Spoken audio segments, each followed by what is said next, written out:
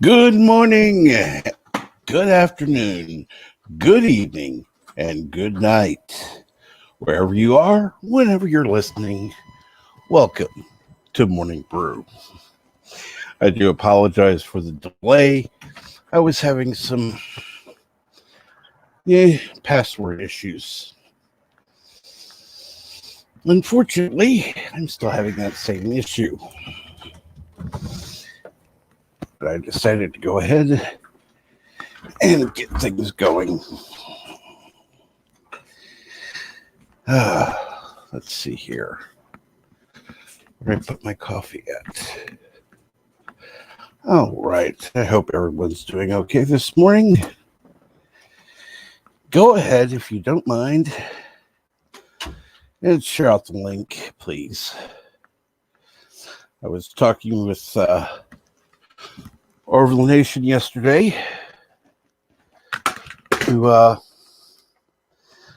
great, dropped the remote. I mean, it's a mouse, whatever. Anyhow, a lot of things happened since the last time I was on.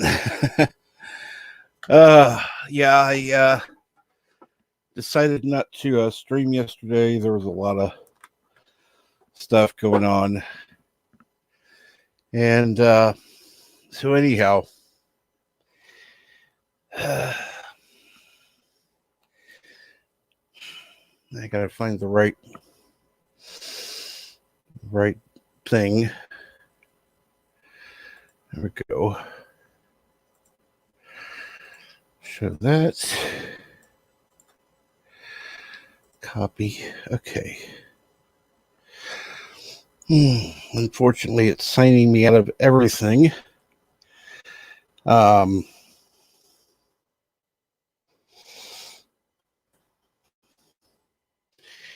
Okay. Next.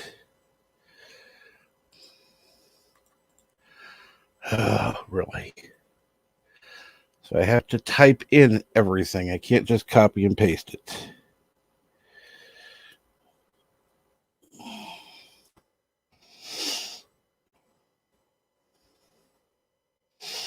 It's funny because I don't want to. Okay. I want to say it out loud.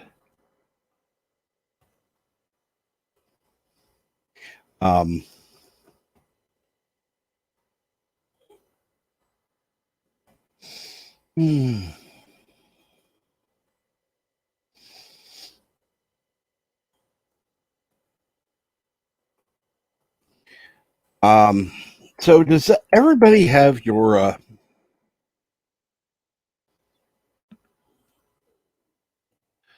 beverage of choice?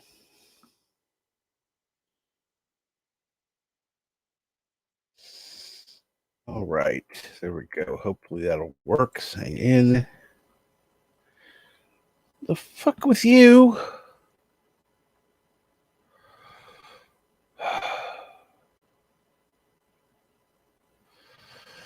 Okay. Well, oh. Let me try the new one. I forgot.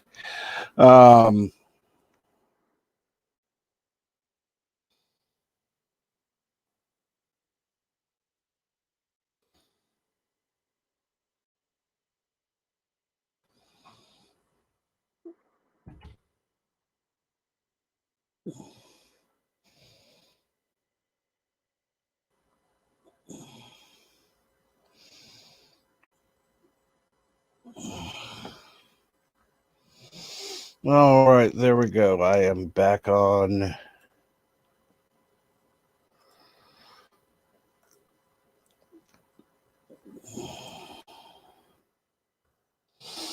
So anyhow, what is going on today, everyone?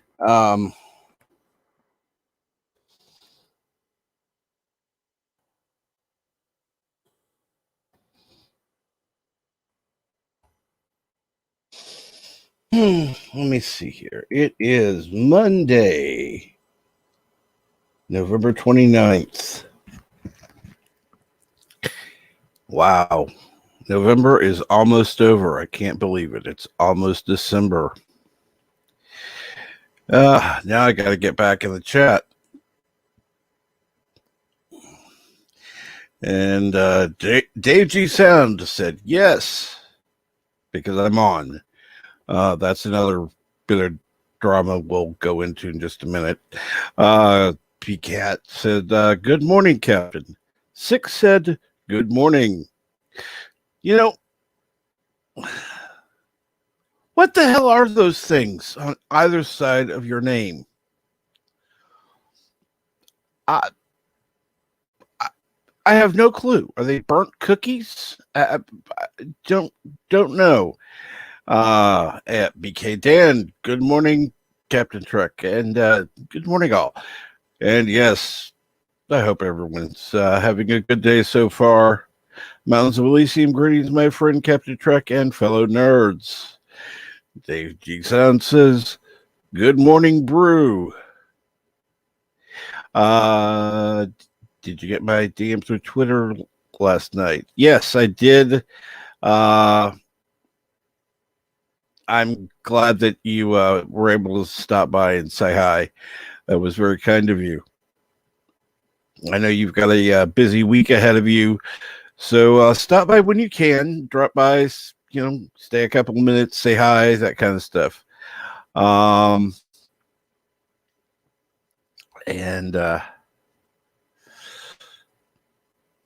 saying hi to each other.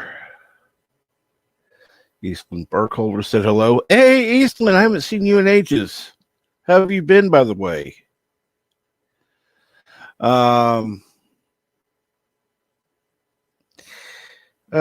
Just saying hi. 6 said I really like that countdown music. Yeah, so do I. Actually, it took me a week going through hundreds of things that are available on YouTube to find what I thought was the right sound to get things started, kind of, if I like it, yeah, I may eventually get sick of it, but hey, that's not happened yet. Saying hi to each other. And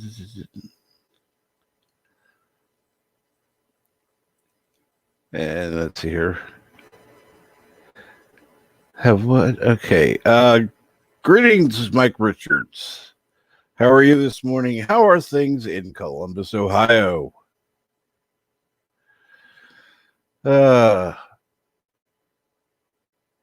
New moons. Thank you.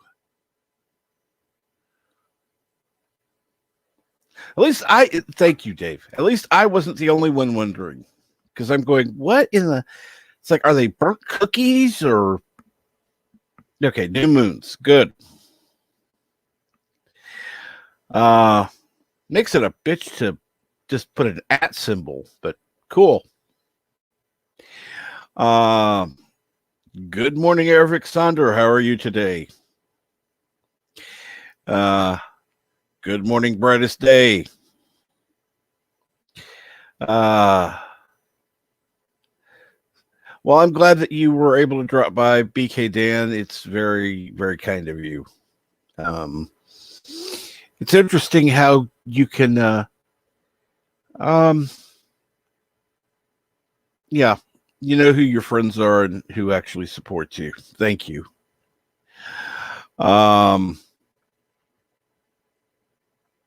Mountains of Elysium. You're a troublemaker, Mountains. You come across as quiet, meek, and you're definitely not. And good morning, Kronos. Where's my freaking coffee? Too early. Oh, and hey, all. Okay, you asked for it, Kronos. You're gonna get it. Listen to me very carefully, because I'm only going to say this once. Coffee. Black. Coffee. Black. While I've got your attention, there are... Coffee first. Well, this mentor would like another cup of coffee. I'm just gonna have to give up coffee. Want some coffee? If I'm not mistaken, that's your third cup this morning. Fourth, and on a day like today, it won't be my last. Coffee. The finest organic suspension ever devised. Commander, set a new course. There's coffee in that nebula. BK Dan says, Joel on true. Okay, let's see here now. Well, that's an @ symbol. Yeah, Cronus, you know what it is. Okay. And still saying hi to each other, which is always good. Let's see here now. I can't see you in the chat, but what? You can't see PCAT in the chat? Okay. Oh, probably because it was something earlier. I don't know.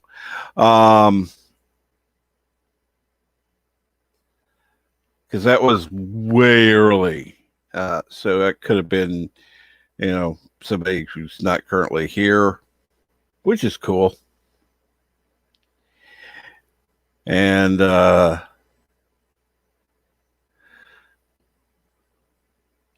let's see here. Now I know it skipped on me. Okay. Okay, let's see here. There we go. Small freaking internet. Yep, it is. Actually, I got a and of course Chrono says, hey, coffee.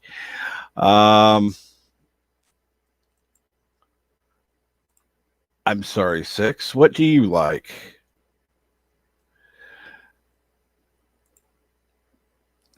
And Mega Cropper, welcome back, Captain Trek. Thank you. Yep,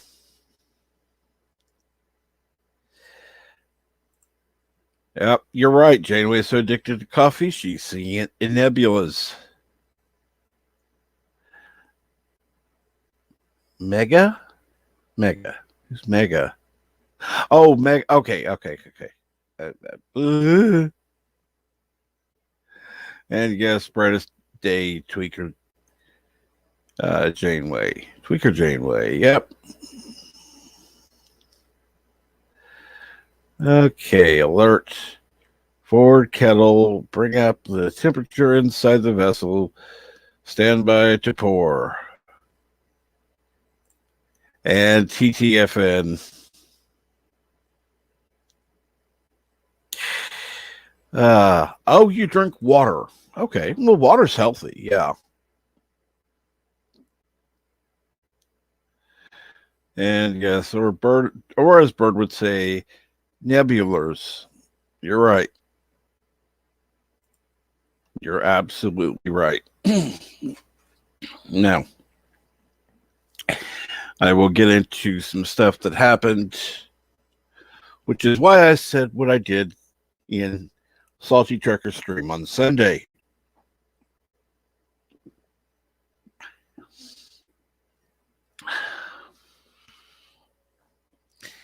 Now, I had gotten some negative feedback from what happened on Thanksgiving, which, by the way, I was not pleased by either. And it won't be happening, especially not on Christmas. Now, something I don't normally do is post the rules. And something I really don't normally do is talk about the rules. So, again, because of some issues, I'm going over the rules. And now, because of those issues with why I wanted to quit, I've decided I'm going to actually read the rules so you all can understand what I mean. Okay. Rule 1, be semi-professional. Means you don't have to, you don't have to be a radio announcer. You don't have to be official. But, yeah. Let's see here. I do sip a cup of coffee. That is acceptable. Is not. That's slurping. Or people will move their mic around. No. Mute. Be sober. What you drink, smoke, whatever is your business, but don't do it on my stream. Nobody wants to hear somebody who's drunk off their skull ramble on about whatever the hell they want.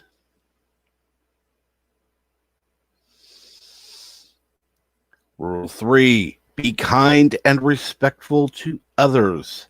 Absolutely no drama. Now, I'm bringing up drama because of, well, people not respecting the rules.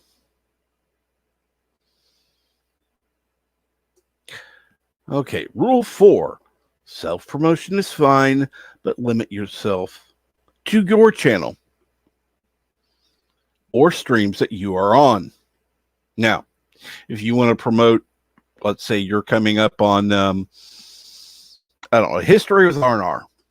You can say, check out History with R&R or check out whatever channel, whatever. Okay. However, the mods, yes, there are a lot of mods, are free to promote any channel they see fit.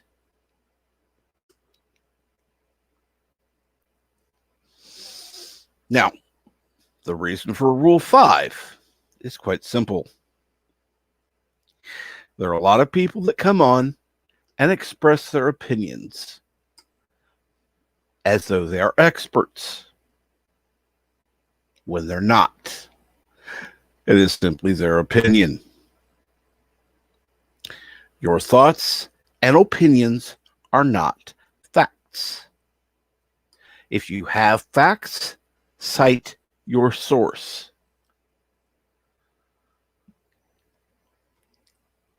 Rule 6, limit how often you come on unless you're in the group chat or specifically invited. Now, the reason I had to do that was simple. I don't want the same show every day. It's not supposed to be the same. I don't want to have somebody go, oh, well, this is the morning brew. Okay, great. We're going to have the same show again and again. No, we're not. No, we're not. So, Bird, you will always see come on. I've given him access to the StreamYard, so he may come on as often as he wishes. If he's feeling up to it, he can come on every day if he wants. I've not posted the link in the group, but when I do, those people are welcome to come on anytime. I've also not done it in my Discord because I was having issues with all the password shit today. So, anyhow.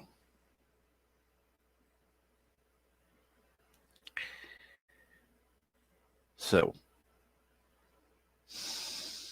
and one of the more important rules, limit your time talking. Now, I understand people are passionate about what topic that comes up that they want to talk about. But it's not your stream. There are people that will come on, they'll talk about it. I even had people who have tried to shut people down, including myself, for asking a question or asking them to move on.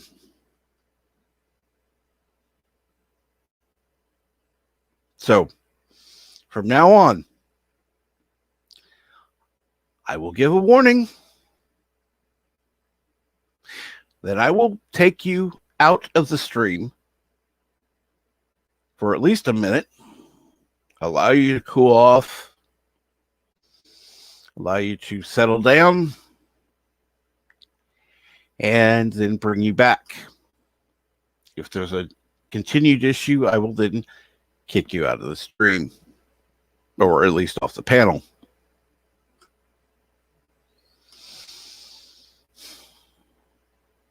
Now, I understand that there are going to be people that don't like this. I don't like having to do it, but it's been necessary. Now, the most important rule is have fun and enjoy the stream. You see, I wanted to make that rule one. I really, really did. I really did. But because of issues that honestly had to be dealt with, I had to do that.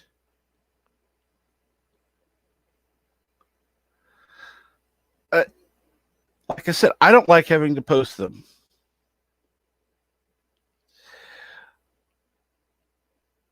Oh, trust me, I wish it were the rules of acquisition. Those would be a lot easier.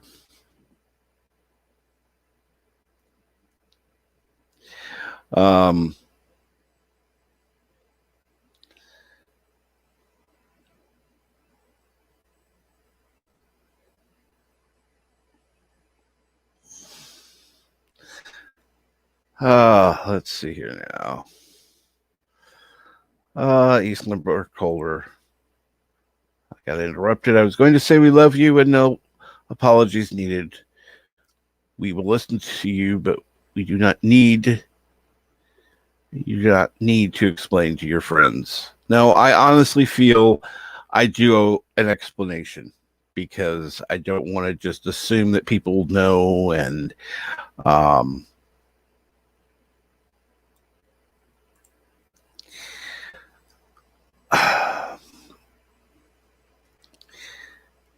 yeah, at a certain level of success, certain persons will swarm in and try to take over the channel or harass the host, have a fight. Yeah. Thank you, Eastland. I appreciate that.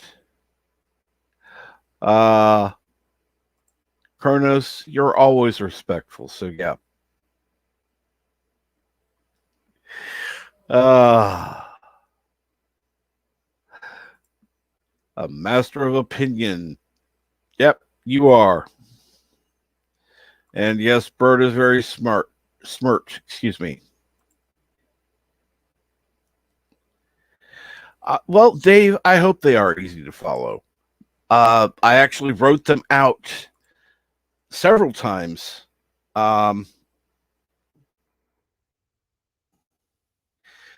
Just to make sure I want to be clear. Now, if any of you have a way I can simplify it, maybe have a suggestion for it, that's fine. Make the suggestion. I am all for taking new ideas. That's a wonderful thing. So please make your suggestions. All I ask is that you be nice and respectful. That's it. Particularly to the guests on the panel.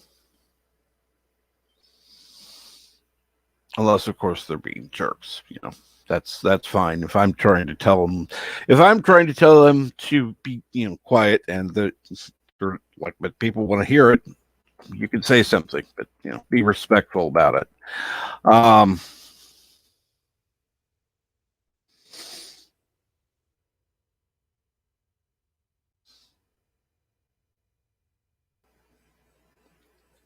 Jason Price. Good morning, Jason Price. How are you?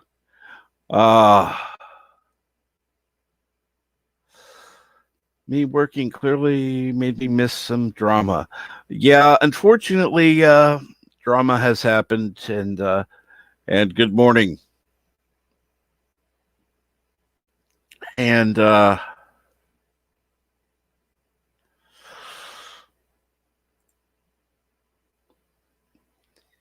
polite. Well, I think it's necessary. I do think it's necessary, unless somebody uses.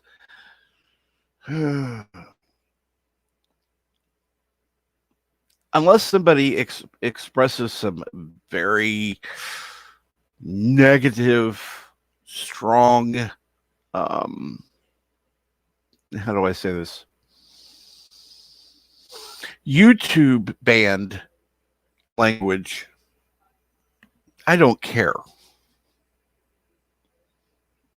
If they, if they do something really dramatic, then I may take exception to it. But yeah. No, you don't have to know the rules of acquisition. And Kapla Bird. Yes, they're posted in the description of the stream this morning. Those rules do not apply to you. You know this. Now, and yes, he saw that.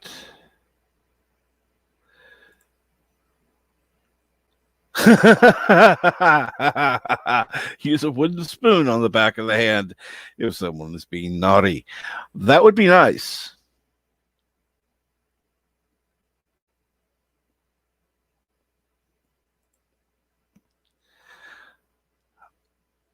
It's simple.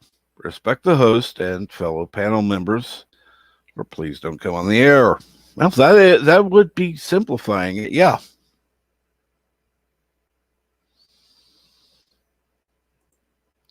And you're right.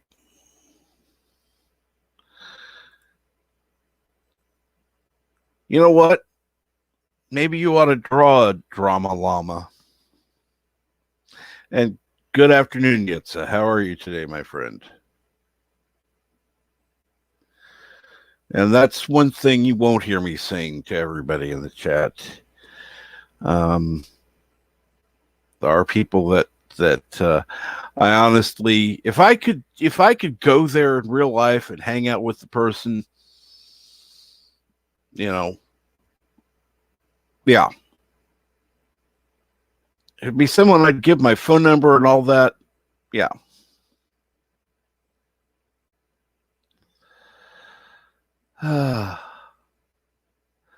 And yet, yes, you're also not, the rules also do not apply to you. If you wanted to come on every day, you could.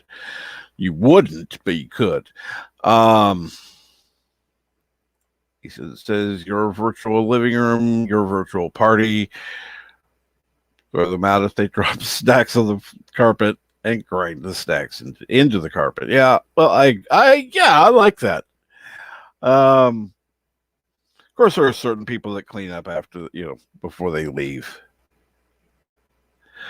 Oh, yes, we now have bird privilege.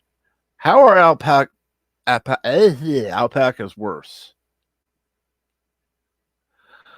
Grit of the Kitty says, wooden spoon to the back of the hand, no claws, paw swipe through the screen if needed. I like that. I do. And I do apologize for going through all that this morning. But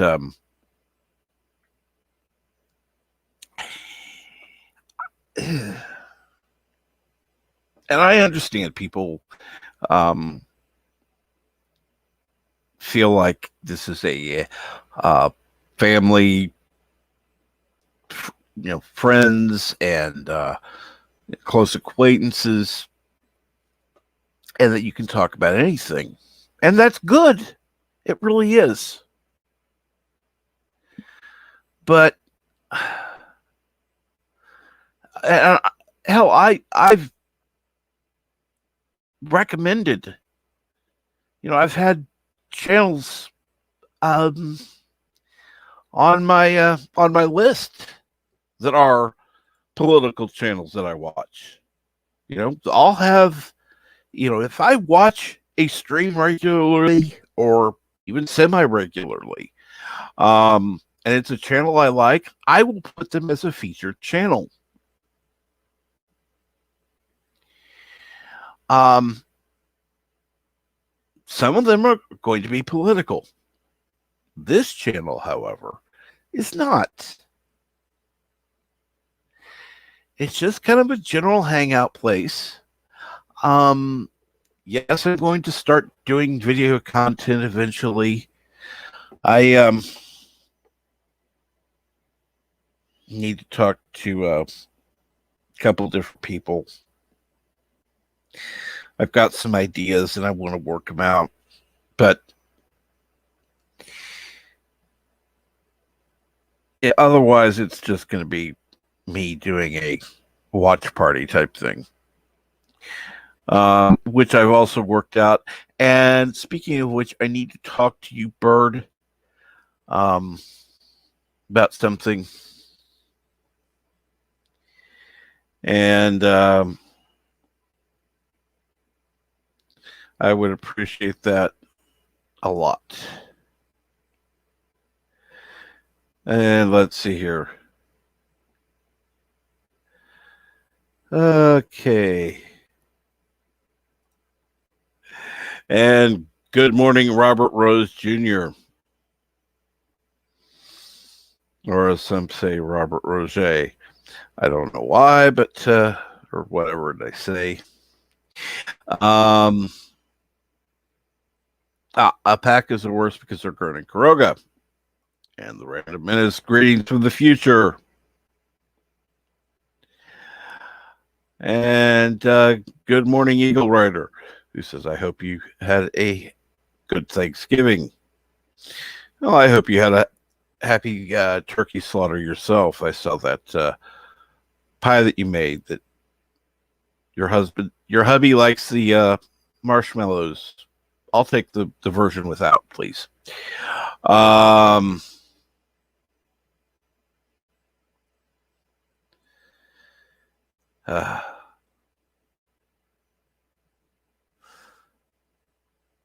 You're fishing. Cool.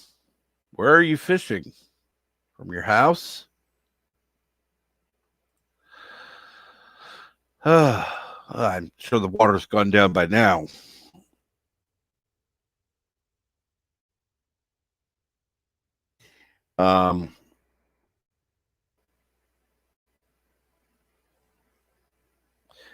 Let's see here now. In advanced features, chat rooms, we say,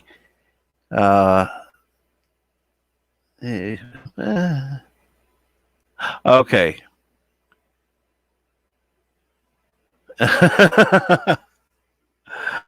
Oh, Lord.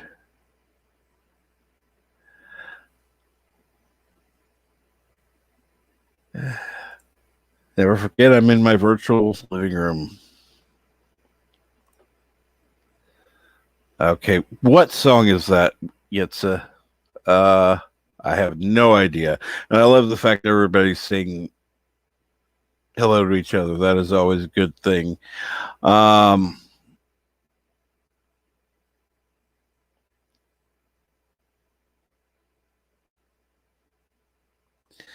Rules are simple for live chat and text only chat rooms. If you remember, there are real people behind the silly names and avatars. Oh, absolutely. That's one of the things that this is a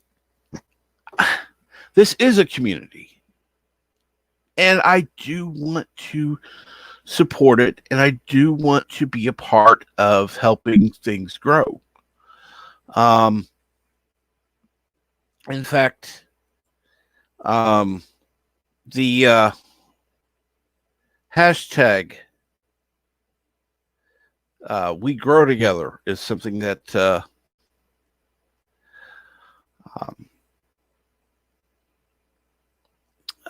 what's his name? Orville Nation has been using. And so he's asked me, he said that he wants to actually start a group of channels using that. And he asked me to join in that. And I said I would.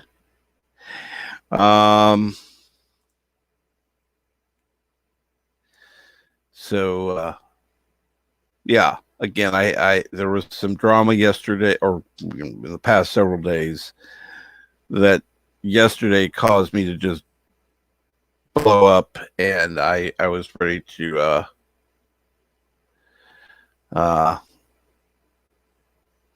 oh, I know you're going to send more. Yes, I know. And so, yeah, I had a couple people talk to me yesterday. I was even on a the members only stream for Midnight's Edge. I know some people have an issue with them. I don't necessarily agree with them 100% on everything. I don't agree with anyone 100% on everything. But I was a part of the stream. It was one of the few times I went on camera.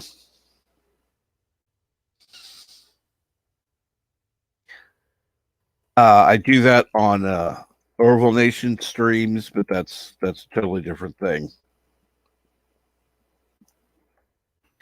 And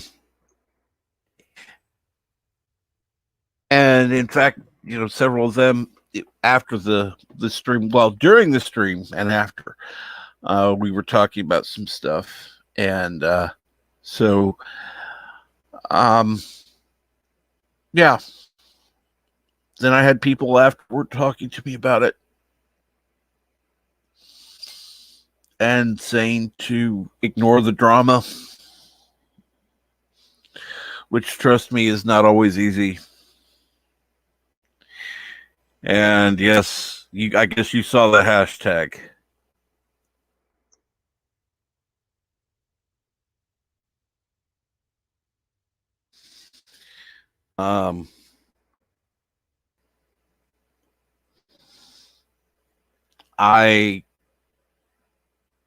Yeah. No, I even renamed my Twitter group temporarily and changed the picture from what it was to something else because I was just so stressed. I'll just put it that way. What I was surprised by was that Orville Nation, who was on Doomcock stream last night, was kind enough to shout me out on the stream. Not only that, there was an image that was taken where Doomcock dropped the link to my channel in the chat. So it was unexpected and appreciated. I'm sure that there were a few people. Yeah, there were a few people that signed up or subscribed, excuse me. Probably because of the link being dropped there. In fact, I heard from one of them who left a comment. And of course, this is probably going to be the first stream they hear and go, "Oh, what the fuck is this?" Let me tell you, it doesn't usually go quite this way.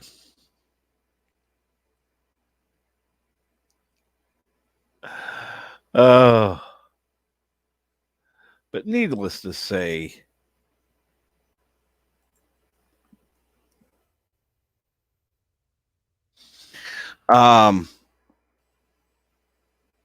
good morning, good afternoon, good evening, or good night, whatever it is wherever you are, whenever you're listening, welcome. Now, that may be 43 minutes into it, but I do want to thank you for listening. For those who sat through this bullshit, so thank you. It is much appreciated. I'd prefer to be having fun and talking about fun topics, but sometimes things have to be dealt with.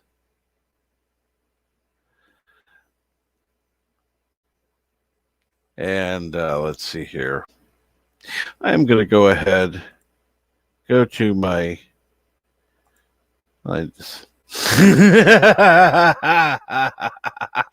Oh my mountains. Okay. Let's see here.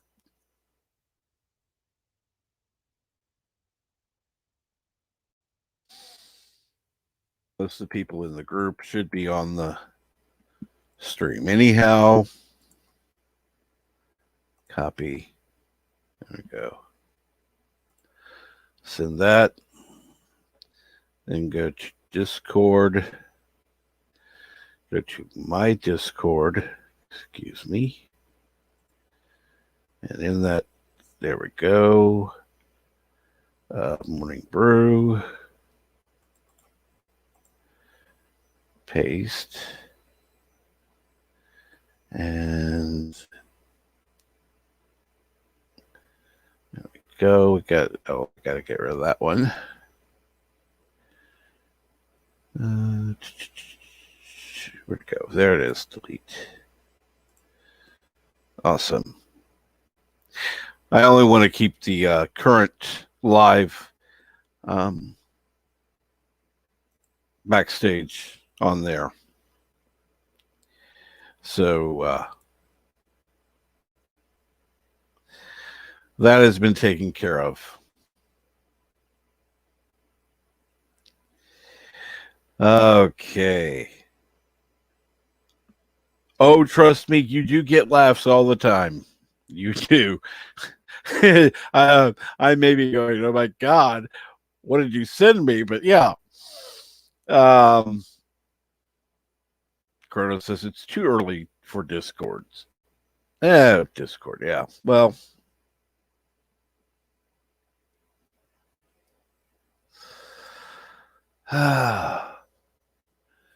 Captain Trek says pumpkins for everyone. No, I didn't say that. Ken Jack Ben said it. If I said it, it'd be stealing somebody else's. I'm sure I would not make the list of people. I'm not sure why you'd say that, but okay. Oh,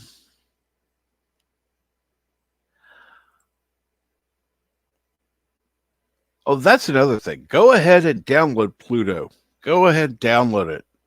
Those who don't have it, go for it. There is plenty of stuff to check out on Pluto for free. Now, those of you in the United States and a few other countries won't be able to see Discovery on Pluto. Why? Because they're able to detect the region you're in. Unless you're using a VPN and know what region that you can actually do the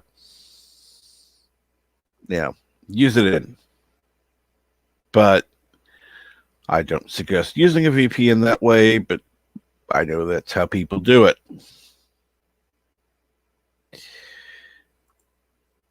I like that. May the pumpkin be with you always. And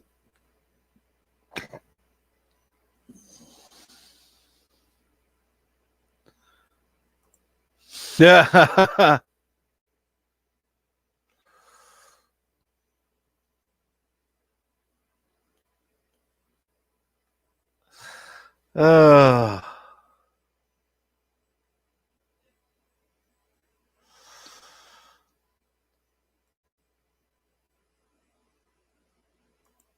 trust me. Look, there's even a 007 channel on Pluto. So you can watch Bond all the time. I don't know if they have the bad Bond, but I know they do have the old stuff.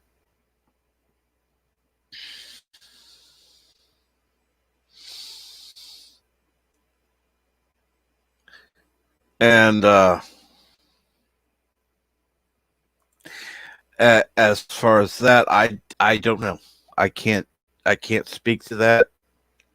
I know I care, but like I said, there are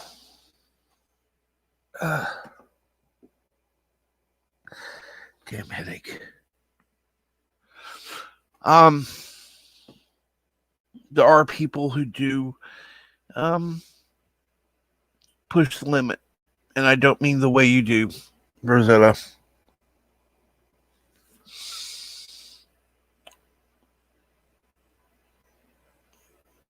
In fact, most of the time that's a little funny, so it kind of adds some entertainment value, which is good. It's the stuff that is kind of why are we talking about this? That bugs me. And good morning, Berto Prey 5, who is backstage. You know how to get in here. Hello, world. It's Berto Prey 5. Kapla. Kapla, Cap. Kapla. I'm sorry to hear you're having a rough morning, Rosetta. Take, you know what? Do something that's going to make you relax.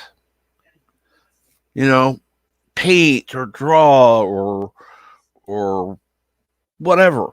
Make jewelry, something that you find enjoyable to do, and do it. Just relax. Anyhow, what's going on, Bird? Not much. Late morning for me, as usual, lately. But did you sleep in?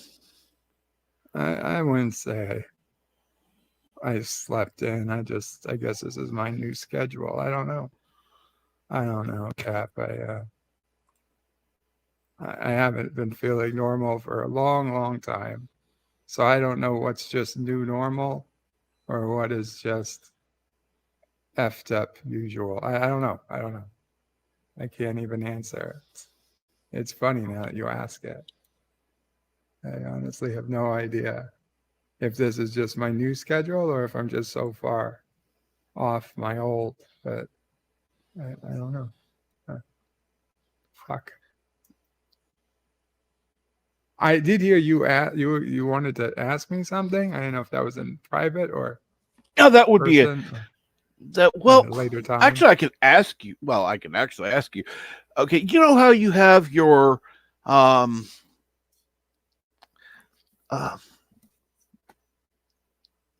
go to burrowpro5.com/SR blah blah blah. Okay.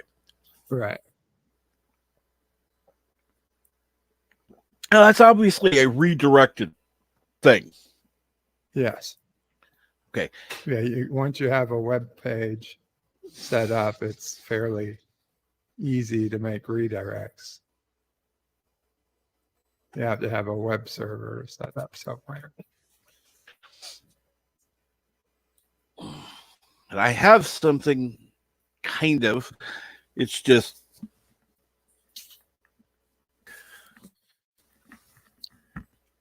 okay. Well, you probably don't have a web server. If not you're server. not sure No. if you do.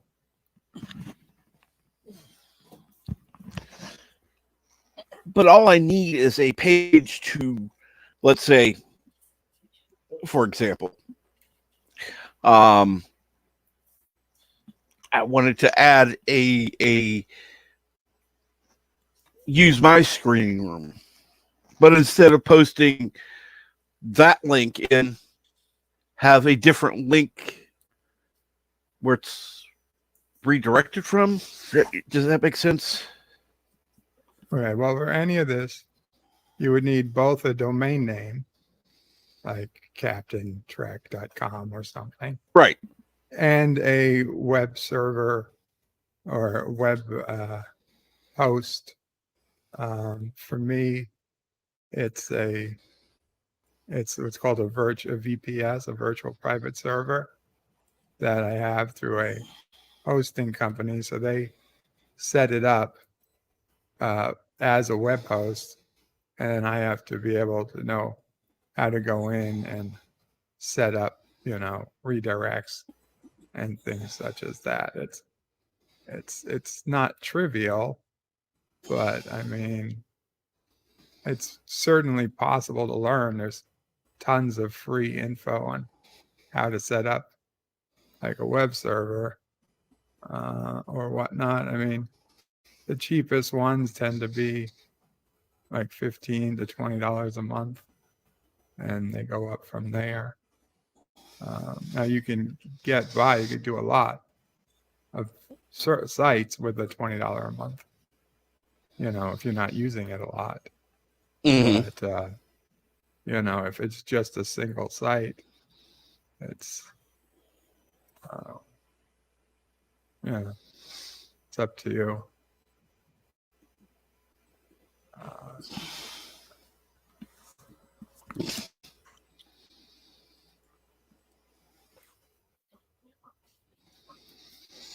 It's generally people don't usually have it because $20 a month for just a single thing generally doesn't. But being I have it for my web forums, I already had it coming. I knew what I was doing with it. But if you wanted, we could probably get, I mean, it would be your call. But I mean, if you got a domain name, now that's generally about $20 a year instead of $20 a month, just to be clear. So if you had a domain name, if you wanted, I could point it to my server, and I could give you an account to access it, but it wouldn't have a ton of bandwidth, but it would be fine for doing URL redirects. If that's all you wanted was a URL redirect, that we could do. But if you wanted to host, yes, like your own video sharing, like we do, like I do for Cinema Saturday and Sunday and Twilight Zone and DS9, that I couldn't give you because that costs a lot of money, bandwidth.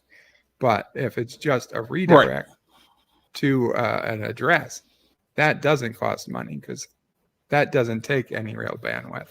The redirect only takes a couple of bytes, and then it redirects. So if that's all you need, I can help. If you want to do a Cinema, that's all I need is redirect setup. Okay, I don't know where we're at.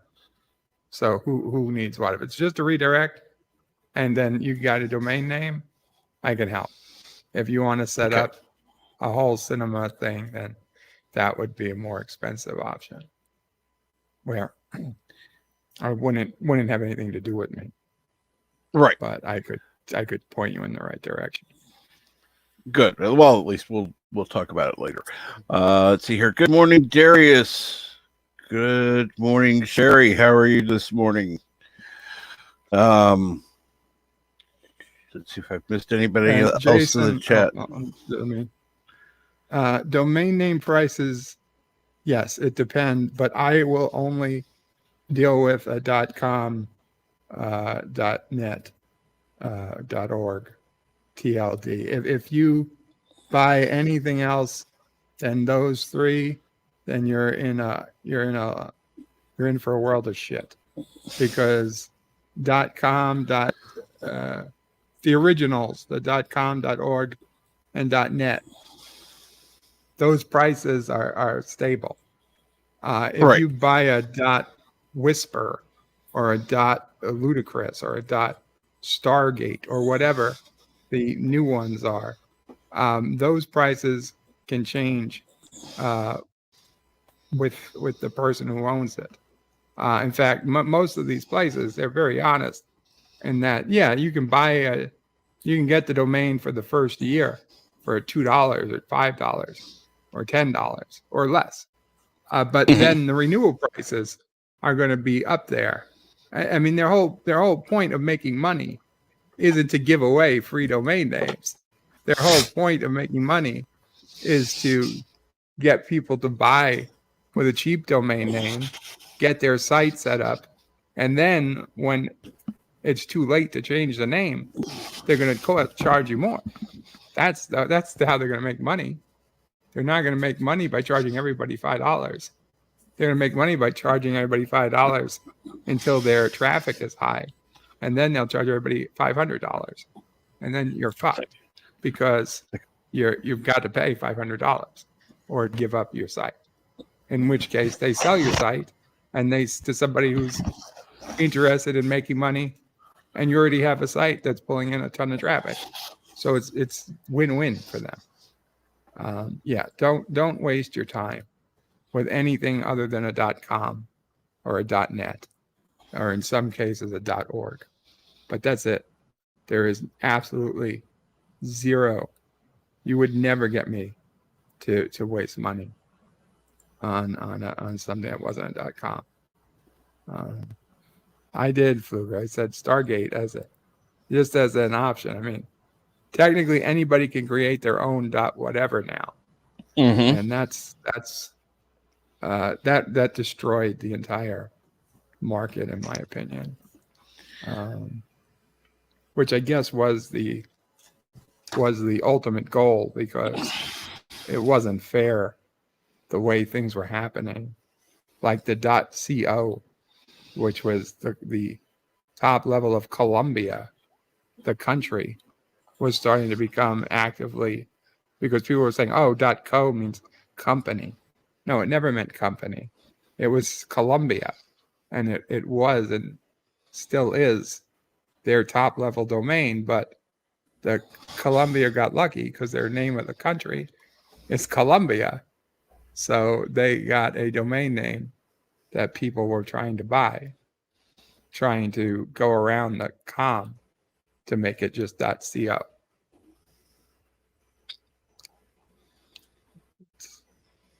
I know, it's ridiculous of me even trying to explain it. No, not at all.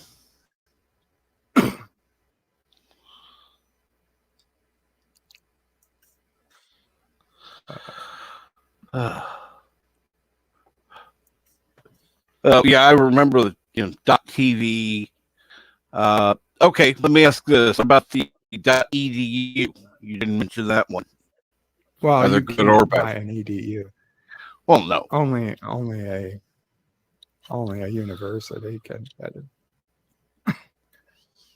A school. So yeah, I mean, like, also obviously a .mil or a .gov, you're not going to come up on those in your life because those aren't yours to get. But obviously, if someone else has a .gov, then that's a pretty legit site, or a .mil.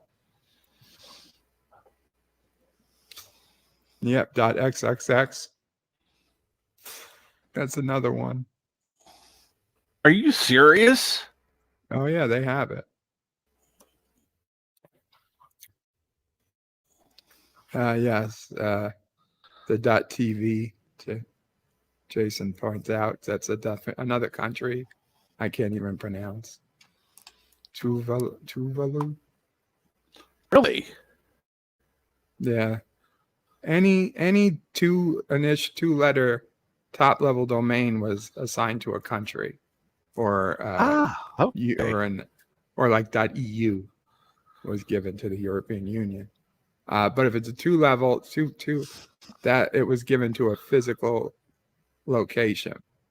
It was not given out to be resold. Those were supposed to go to those places in those physical locations. But Colombia or the EU or wherever, they do get to set how they're used. So if they want to resell to anyone in the world, they can. That's their prerogative. And the US could sell .us to anyone in the world if we were so interested, but Inclined. I guess we're not.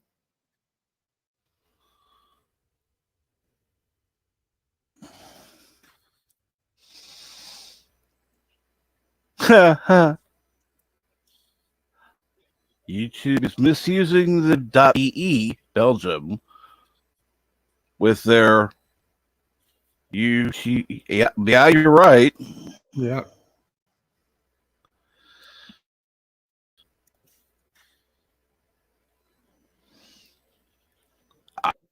I hadn't really considered that. Not knowing the whole country until Bird said something. I would have just, okay, they just bought a, shorter URL. It's still YouTube, but it just .ee, so whatever. Hadn't even considered it. Let's see here now.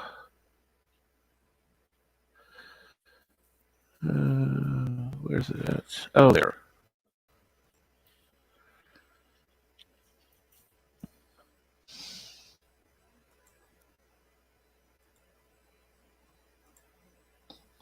And if you're on Discord, which I think you are, Fligger, you can check that.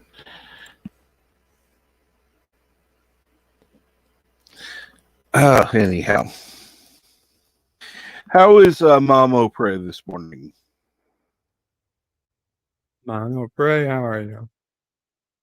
She's good.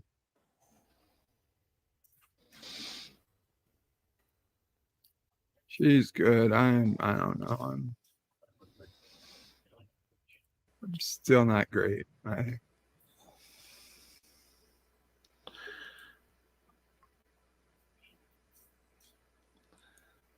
Also, check my messages. Got a message from Rosetta. Okay. I had been so dealing with everything else. I hadn't even checked my messages since I sent out the stream. And good morning, Fluger. Hey, how are you guys doing? Doing good. How are you? Well, I'm awake, so there you go. Better than my neighbor. I think he died the other day. And I'm not even kidding about that. I'm not even making a joke. I'm sorry. It's terrible. Wow. That is terrible. Yeah. I'm pretty sure they hauled him out in a body bag, so I was like, oh, this isn't great. And I still haven't gone back and clipped that Mamo Prey going, Bird's not asleep!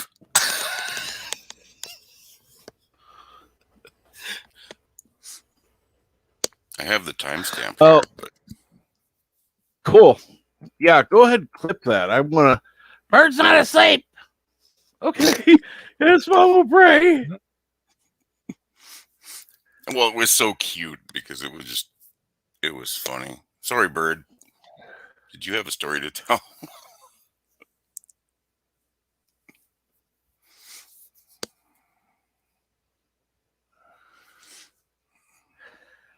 I checked the message. Thank you for letting me know. Yeah.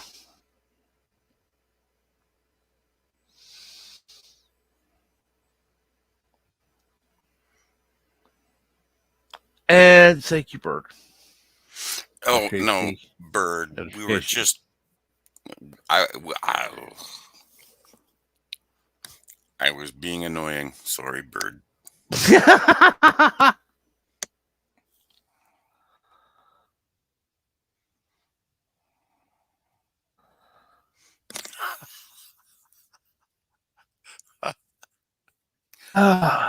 So, yeah. Go ahead.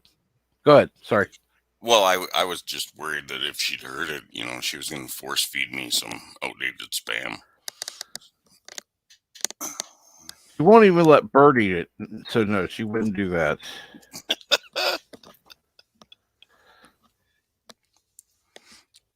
We kid because we care, Bird. We kid because we care. I mean, now, Sisso Prey might. I don't know. But,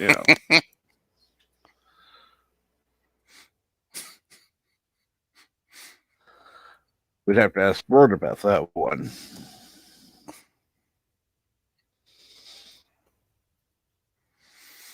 Well, you got Bird that puts his sister up on stream when she's in a towel walking into, going to the shower. Oh, well, that was on Deeja's stream. Yeah. Oh, yeah.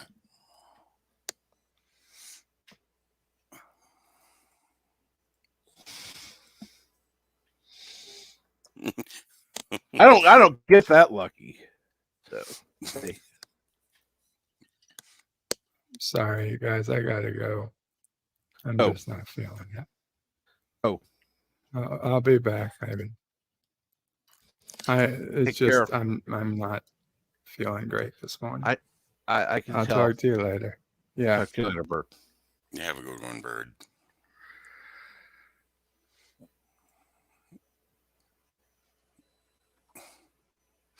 Well, yeah, I guess he doesn't feel good enough to get ripped on anymore.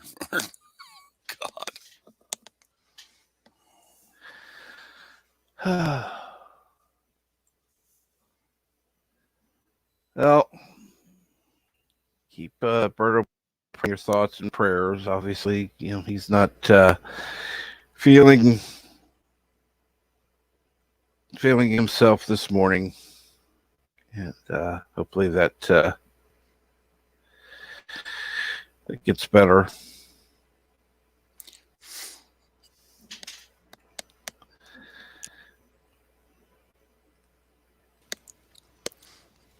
So is R&R doing a show this morning? I think so. I don't know. They usually do it on Monday, I think. Yeah, that's what I thought too. I think it's at 11 Central. I'm not sure.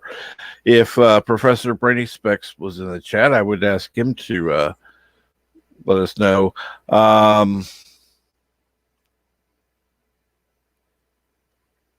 Yeah.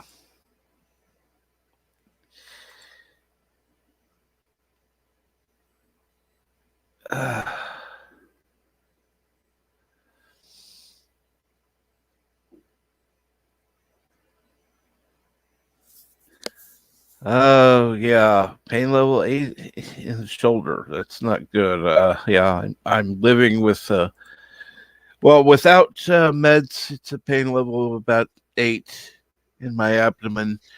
With meds, it's about a 4.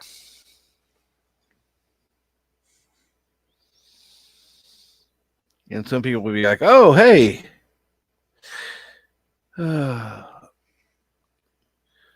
Now, I know people who are asking for drugs at 4. I'm going, okay, I'm fine. I can live with it. Well, when they put the hip, they put that new hip in me.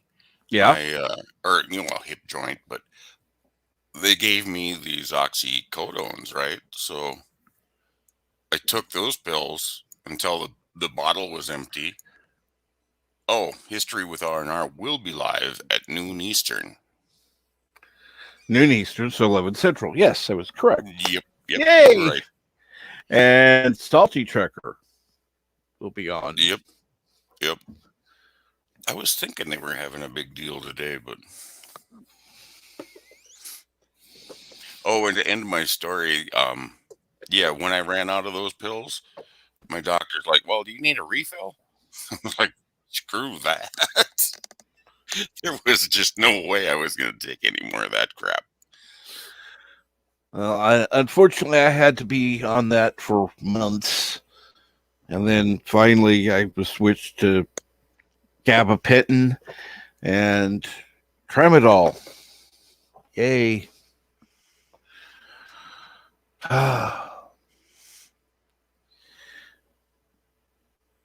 So, and yeah.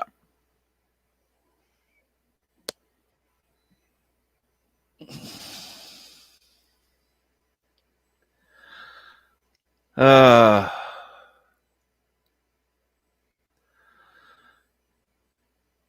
yeah. Well, let's put it this way.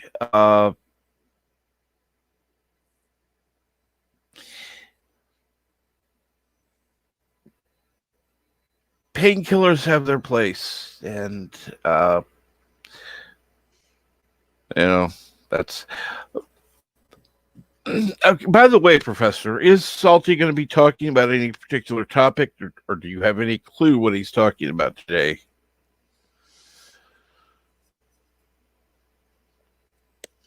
I'm sure we can find you a link somewhere, PBS. You can come up and promote your show. Well, I would imagine Captain. Well, he's in the group, so he should be able to do it, or he's on Discord, so he should be on that one as well. I don't know if he's looked in the Discord, I don't know, but or Twitter, I don't know, but he's a part of those, so he's more than welcome to check it out and come on if he wishes. I'm not going to force anyone to come on.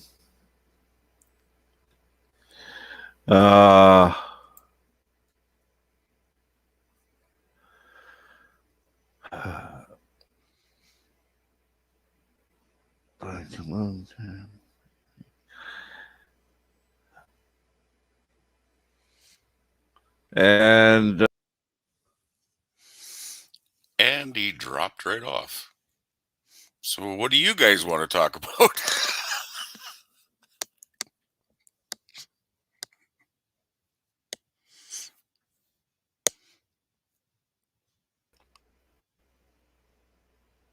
Here, I was going to click something, and all of a sudden I am knocked out of the studio. I was laughing at you, but yeah. You were. But there were, you've had some roboting this morning, or I'd rather call it clipping. But it isn't bad right now. So okay, let me. Okay. Yeah, don't change anything yet. You can't bring anybody on.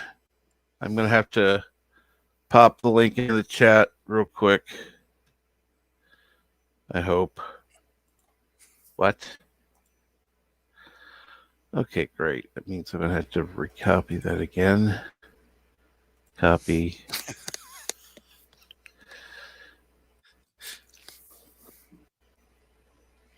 Yeah, salt jerk. We talked about serving in the Civil War. Oh, Lord. What did he on the, take the trip with Columbus? Okay. Yeah, there's the StreamYard link.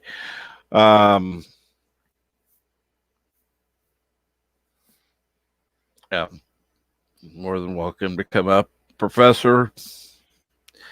And that way I can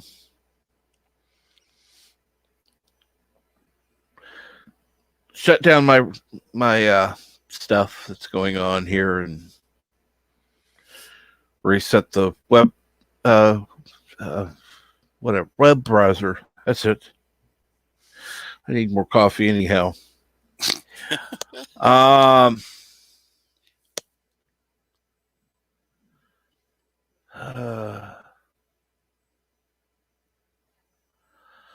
And NB Geek, I would definitely appeal it. I don't know what the hell's going on. Yeah, I got a video removed for false medical information. Say what?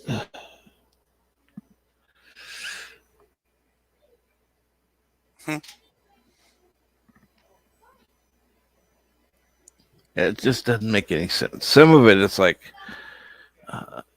now, granted, I understand that people were talking about their personal medical things, and not, proclaiming it everybody. But sorry, saying I'm allergic to penicillin, for example, it's not saying that everybody is. I'm not allergic to it. I just couldn't think of anything else offhand. Well, I am. And have a good day, Rosetta. Try to get some rest, or listen to some good music. Take your mind off it. See if Mead Radio is live. I got to talk to Tom a little bit yesterday. Well, it was kind of fun. Granted, it was on a stream, but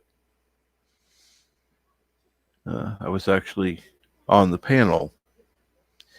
I don't see. Okay, Mead Radio was live an hour ago, so I don't know if it's still live.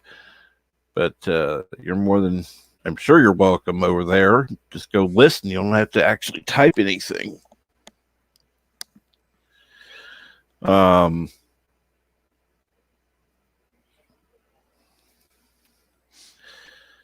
But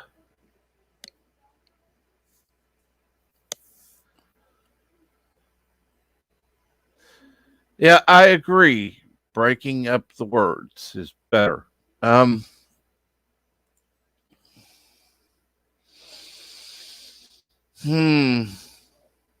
Okay, I guess nobody wants to come on.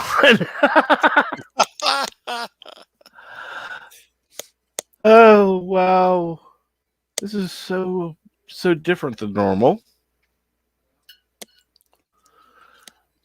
But no, I appreciate it. I've had several, well, at least a couple of channels promoting me lately that I was surprised by. So that is much appreciated. So that is just take over for a second. I'll reset. Oh, look. Oh, you're at 518. Holy cats.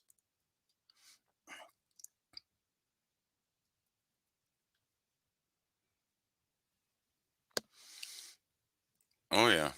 Here I am. I'm floating in space. Save me. Oh.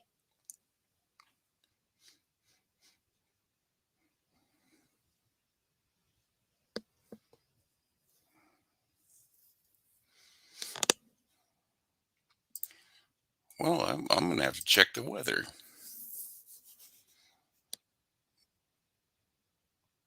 It's 31 degrees Fahrenheit. Feels like 24.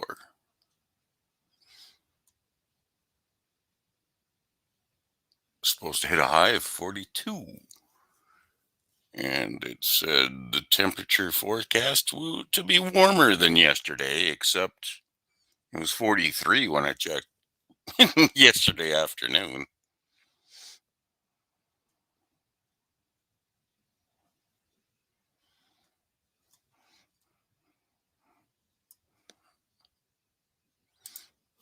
Okay.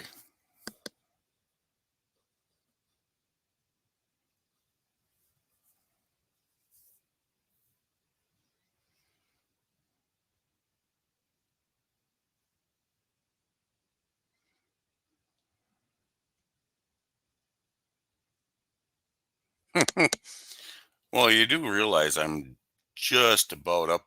I'm pretty close to Canada. So actually, there's parts of Canada that extend down below where I live.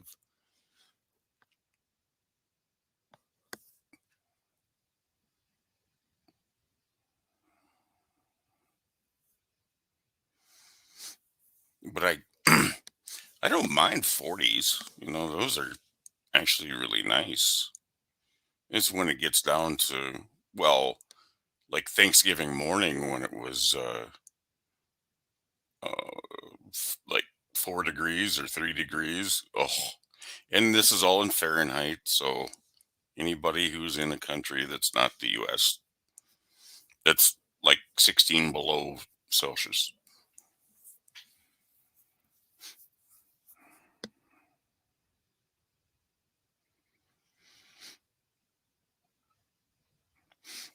And hail on Caroga.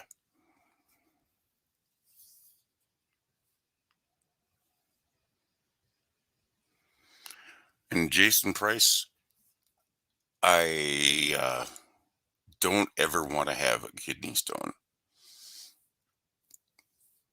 And if you want to get Bird going, yeah, ask him about kidney stones.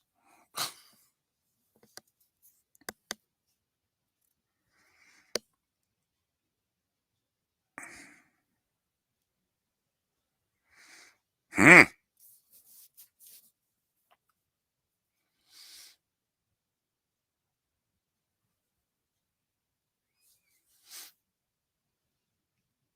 Bird, you're supposed to come back and save the stream. Son of a bitch.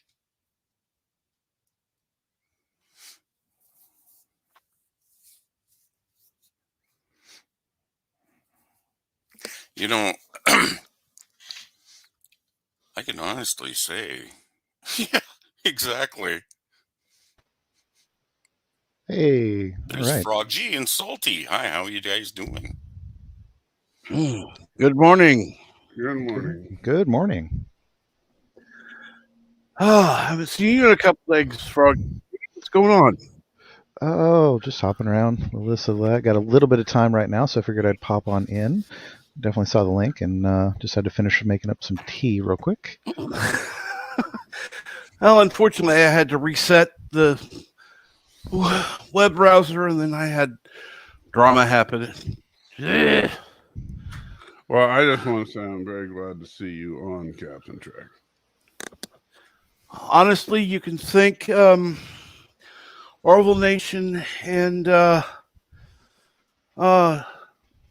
Tom from Midnight's Edge for that. Good. Oh, sure. I've been begging you all weekend, but no. Orville Nation and Tom, they get all the credit. Never mind the fact that I practically You're right. church life dead in its tracks and turned it into the I left. Uh-huh. I see how you are. I get it. No, I do appreciate that. I know. No, I'm just giving you a hard time. But you know what? I do. And like I said, I know you and I DM back and forth a little bit, but I get it. Sometimes you got to just set your ground rules, and when people break them, just enforce them. And it's tough sometimes because you don't want to be a jerk. Yeah, exactly. And I know that feeling because I'm the same way. I know people don't think that about me. They think that, I just love being a jerk, but I really don't. And so the last thing I ever want to do is make somebody shut up. And so when I don't want to talk about a particular subject, or I don't, I want to leave something alone, I really don't want to kick them off a panel or time them out or anything like that. But it's getting to a point sometimes where, especially like how it is, especially if you're dealing with a health situation, you're having good days and bad days, and you're having a bad day, and it's like, look, I don't have time for this crap. Yeah. So if you're not going to listen to the simple rules and you're going to push me on something that I don't feel like being pushed on, it's sayonara. Yeah. And it's a good policy for you guys, because there's a lot of times where, somebody's just going to override your stream and just take it right down to garbage. And the thing is that, like I said, we want to be nice guys, but at the same time, this is the freaking internet. And, you know, the internet is full of people that just aren't nice.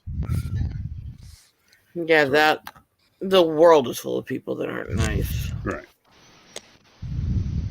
So, Ms. Dreary there, do you have fibromyalgia? Is that what you were alluding to? Yeah, along with several other issues in the nerves.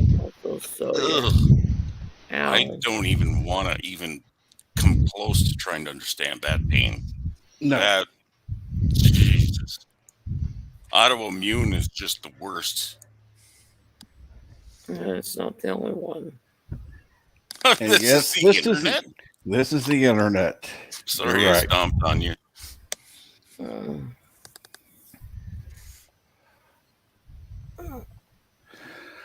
The weather's been so freaking up and down lately. Even doing pictures yesterday, half the animals were acting stiff and sore in the changing temps. Well, yeah, it's not a surprise. And poor Misha was crying with her stiff joints. Oh, The old tiger lady I go visit at the zoo. That one bothered me. I hate seeing my girl cry, even if it is an animal, you know?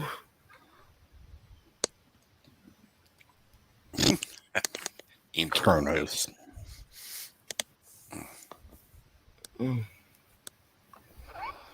Kroganite. No Kroganite. No more Kroganite. No. Well, you know, the thing about Kroganite is this, and I was starting to put it in the chat, but then since I was coming up, I didn't. It's just basically every once in a while when Bird of Prey whips out the Gelogia machine, it sounds like a Las Vegas slot machine. Only some of the time, not all the time. Just some of the time. Right. This is when I bite my tongue and don't say the things I could so easily. Oh my god. Oh. He just needs to get it so that it plays like, you know, like a winter type music thing whenever that happens. So yeah. Your restraint is well, what can I say? It's amazing, Rosetta. I don't think I have the energy to be as evil as I could be. I mean, usually that. And then you have Kronos saying, "Wow, salty." Just wow. You know, he started saying that though, and I could picture like these old carnival games where the music would go off as you win, and guys sit there trying to whiz in the perfect little spot to win it. What was? You know, I saw something. They had of course, a picture on the internet. You know, of basically, you know, you try to take aim at it and win at going number one. Like, yeah, sure, why not? Let's have a pee contest. Well, don't guys have pissing contests all the time? Usually those aren't literal, exactly.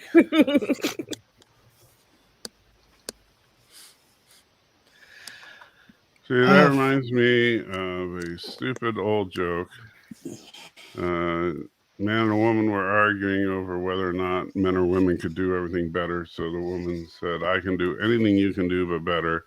The man said, "Oh, yeah? How about a pissing contest?" And she said, "Sure thing." So they walk up to a wall and he said, "All right, let's see who can piss higher on the wall." She said, "No problem."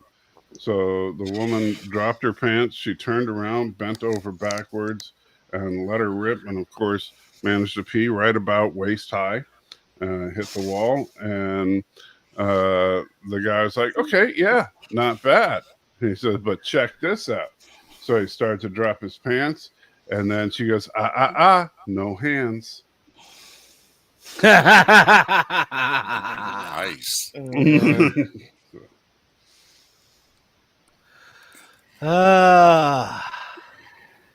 I have to point out that I'm actually not the worst person on stream right now. That doesn't happen often. No, not often, but it does happen. I have accepted how crude and offensive I can be. I've accepted it. Oh, never roll. Oh, don't whiz an electric fence. Ah, yes, the classic Ren and Stimpy song.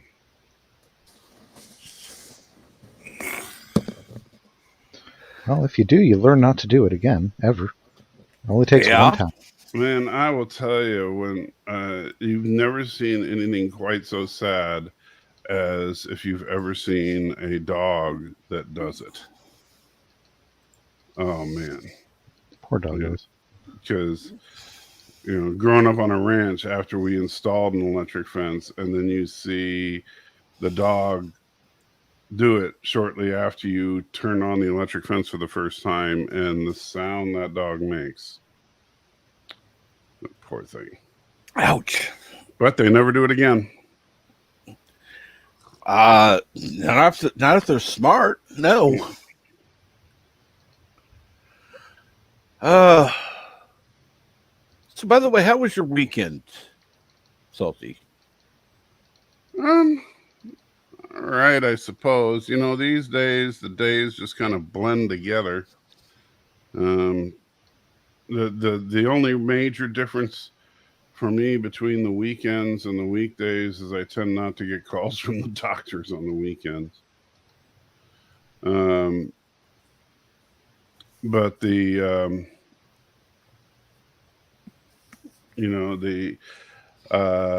that the official diagnosis is in, the Social Security documentation is in and stuff, now I'm in a hurry up and wait pattern.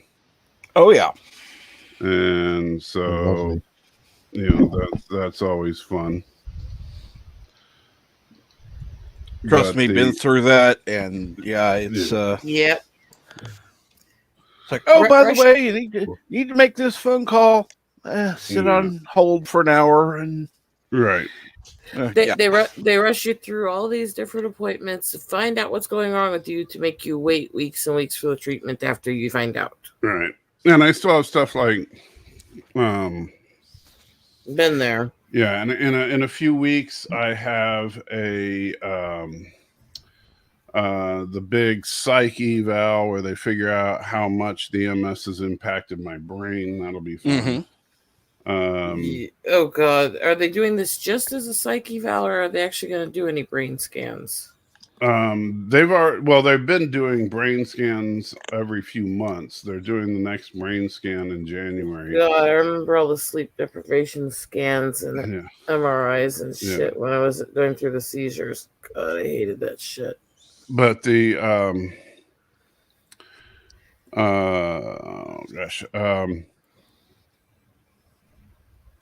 because some of the tests, it's weird with MS. It's a clinical diagnosis as opposed to, I can't remember what the other term is, but a clinical diagnosis basically means that a doctor has to make the diagnosis as opposed to they do a test and that says yes or no. Right. And so there's not a singular test that they can run that just says, yes, you have it. That's what it is with dealing with the Parkinson's stuff. Right. It's you have to rule other stuff out. They can't just find it. Right. But now that I have an official diagnosis, it does make it easier to get, like, where my pain specialist is experimenting with different drugs, but that makes it so that, like, man, I spent the week before Thanksgiving, I spent as a zombie because they were experimenting with this one drug that just completely knocked me for a loop. And trying to find something that works to try and mitigate the pain. Stuff like that. But taking as best I can. Our biggest concern right now is just what are we going to do about the house? You know, are we going to be able to keep the house? And if so, how tight is that budget going to be? That's really our main thing. And part of that's going to depend on, and the problem is that like we don't even know exactly what I'm going to get once I'm on Social Security. Yeah. And because right now I'm just getting like disability from work. The good news, and I know I've said this before, but is how incredible. And anybody, if you do call center type work, I've said this before, but man, if you do call center type work, consider working for Verizon Wireless, because they have the best disability package of any company, because I have health care for the rest of my life now. And, lock, stock, and barrel, it's paid for. And, that's just the most insanely cool benefit I could imagine right now. Oh, yeah. So, because, Captain Track, if the last thing you need when you're dealing with massive chronic healthcare issues is to worry about health insurance. And the fact that not only am I not worried about health insurance, I'm never gonna have to worry about health insurance unless Verizon Wireless goes under or something. That's such a huge weight off my shoulders. But and then they give me 2 years. Basically, they're paying me. It's a reduced salary, but they're paying me while I'm applying to get on Social Security for up to 2 years. Wow. And so that's an excellent benefit. Yeah. So they're helping me out while I'm going through this transition, but it's still a stressful time because it's a big question mark time. We don't know what it's going to be like once we're on the other side of this. Yeah. And it's like me and my wife has had some, rather frank conversations about things. It's like, well, if her, like the only person in the generation preceding us that's still alive is her stepfather. And because and her father, but her mother's passed away. Both of my parents are gone. All of our grandparents are gone. And if her stepfather passes away, we're set. And it's like one of those horrible morbid thoughts, because we love her stepfather. Bill is a great guy, but we're sitting there thinking, okay, so basically what we have to figure out is, can we get to a point where we can be stable until he passes away? That's ultimately what we have to do. Because once he passes away, he's already, because my wife is his sole heir, and he owns a house in Portland. And once he passes away, we're just going to sell the house. And then we can sell his house and use the proceeds from that to pay off our house. And, we're done. And we don't like to think that way, but we have to be pragmatic at this point. Oh. Anyway, but that's kind of where we've been at. I know I'm rambling on too much. No, speaking you're of rambling, not. I'm going to be with Rambling Canuck and Professor Brainy Specs in a couple hours too. So yeah, on which is one of the reasons. I'm glad that you're going to be on History with R&R. So what are you talking about with him? Is it a particular topic or just Well, it's funny. I actually struggled quite a bit because, they wanted me to come up with a topic. And I assume that's what they do with their guests normally. I don't know, because it's my first time on their show. The guests come up with the topic. And it's weird because I'm actually scheduled to be on their show twice now. Today, and then in December, we're going to be back on their show for their special Karoga and Kurdistan event. but the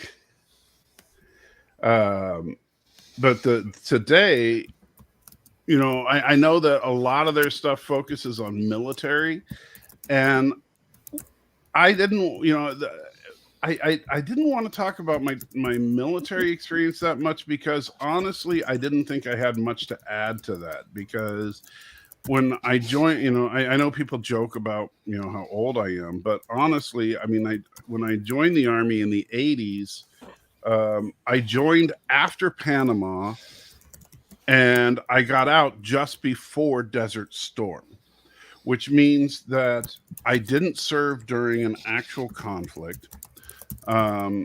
And all I can really offer is, yeah, the military was tougher in the 80s than it is today, and everybody knows that. You know, it's not, you know, my time in the military, I learned that about how inaccurately the movies portray the military.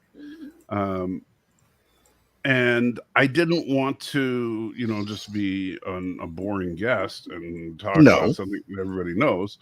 So I wanted to stay away from that. I thought about talking about something that I did have a rather intimate relationship with, which was the evolution of how race relations have gone in this country in the last 30 years or so. Because then, being in an interracial relationship since the late 80s has been a very interesting experience in this country. But in recent events, man, that's like, you know, not exactly a topic that is the smartest thing to be discussing right now. Unfortunately, no. I wish it were possible. Right. That's the problem. Right there is proof it's gotten worse, though. That's the thing. I grew up in a mixed race family. It was nothing for us, and while there were some bigots and stuff, most people weren't generally anything about it, and people didn't care. And we could make I'll be honest. You know, one of the things I've experienced both with my family and with all the couples and families I've been around is, in mixed race families, you do tend to make a lot of very what would be considered very non-PC offensive humor, joking about each other's culture and heritage. And it's just fun. It's just lovingly. But people don't get that if they don't live in that experience. And today everyone's so uptight and everything's so divisive and us against them that they're not willing to see that. Oh, sure. Well, it's a double-edged sword as far as race relations today. And I think that the fact that we've gotten we've created a culture, and by the way, contrary to what some people think, it's not one-sided. We've created this culture where we want to be offended by everything. Mm-hmm. So the hardcore anti-SJWs are as bad as the SJWs, right? And the hardcore on the white side are as bad as the black power groups in those two. I mean, I've dealt with both sides a lot, and they're all nuts. And the problem is that because everybody is getting so offended, that offense is then turning into actual violence in a lot of cases.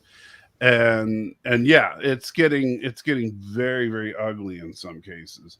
And you know, like that's one of the reasons that I didn't want to talk about the Rittenhouse verdict on my show, you know.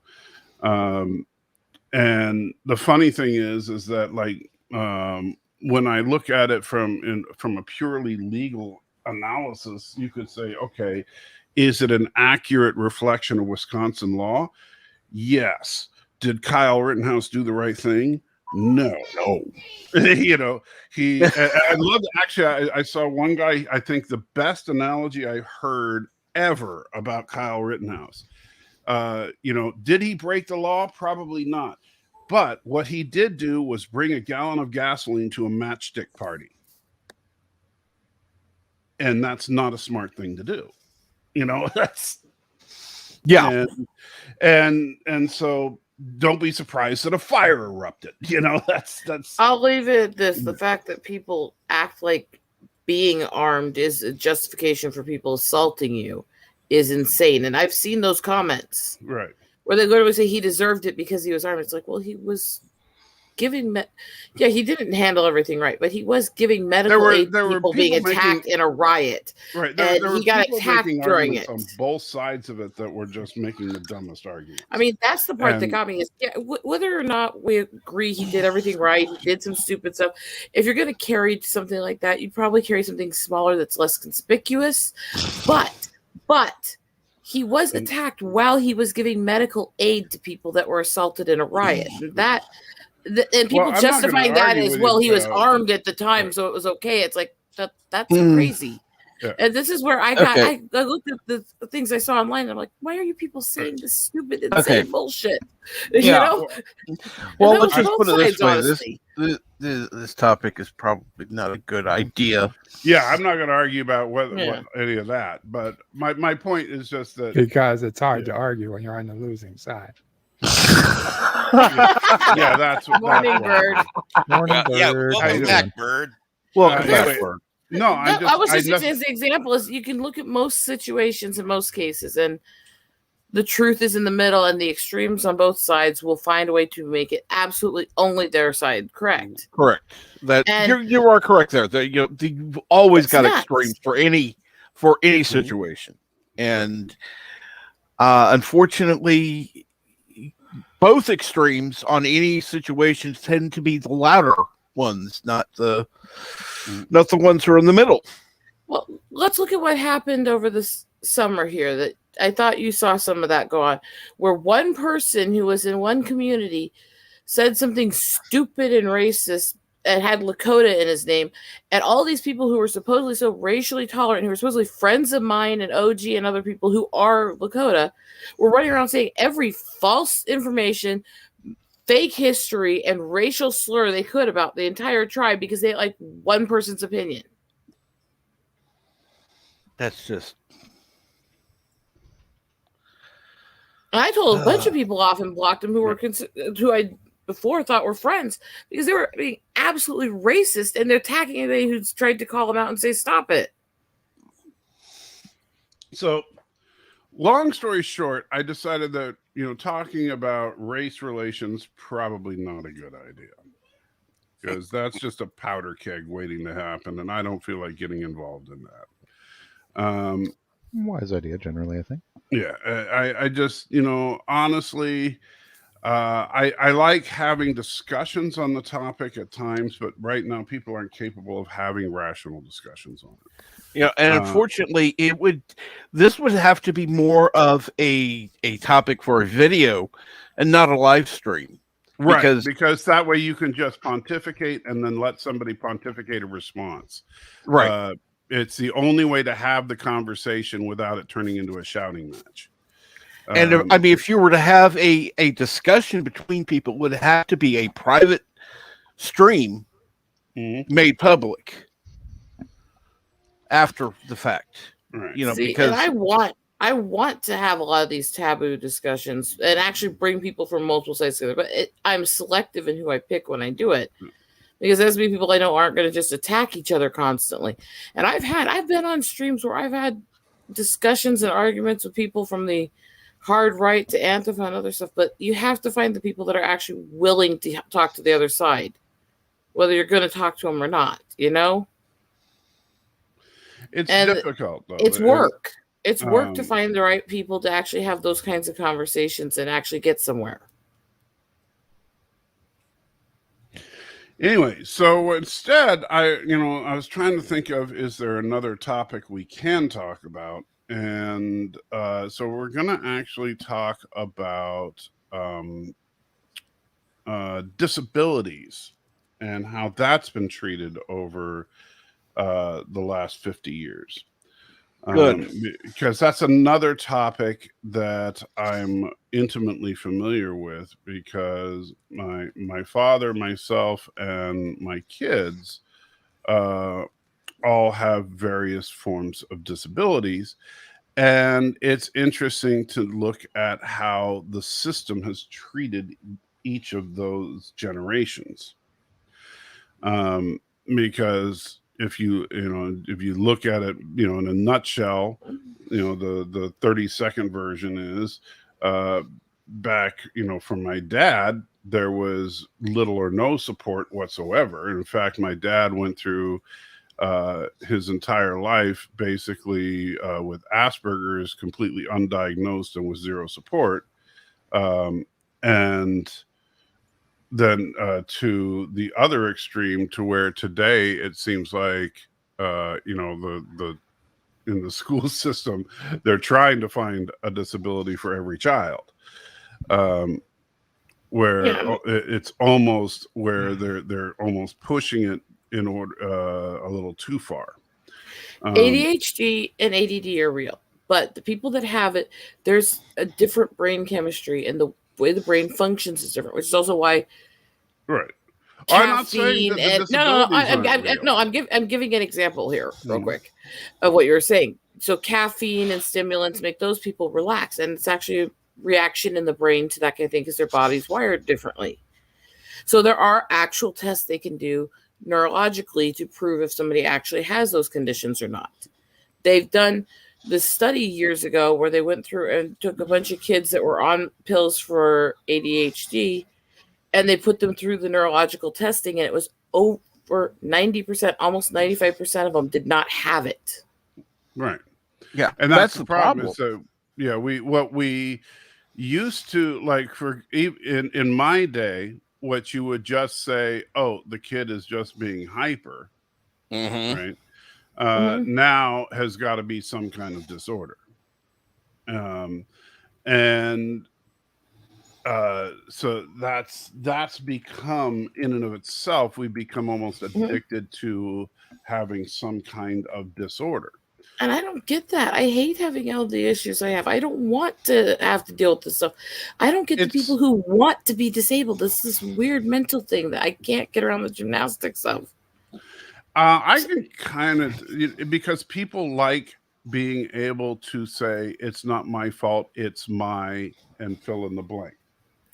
And then those of us with those actual issues who really do have those struggles, who really can't, they don't want to say easily censor ourselves or not have those freak outs or stuff.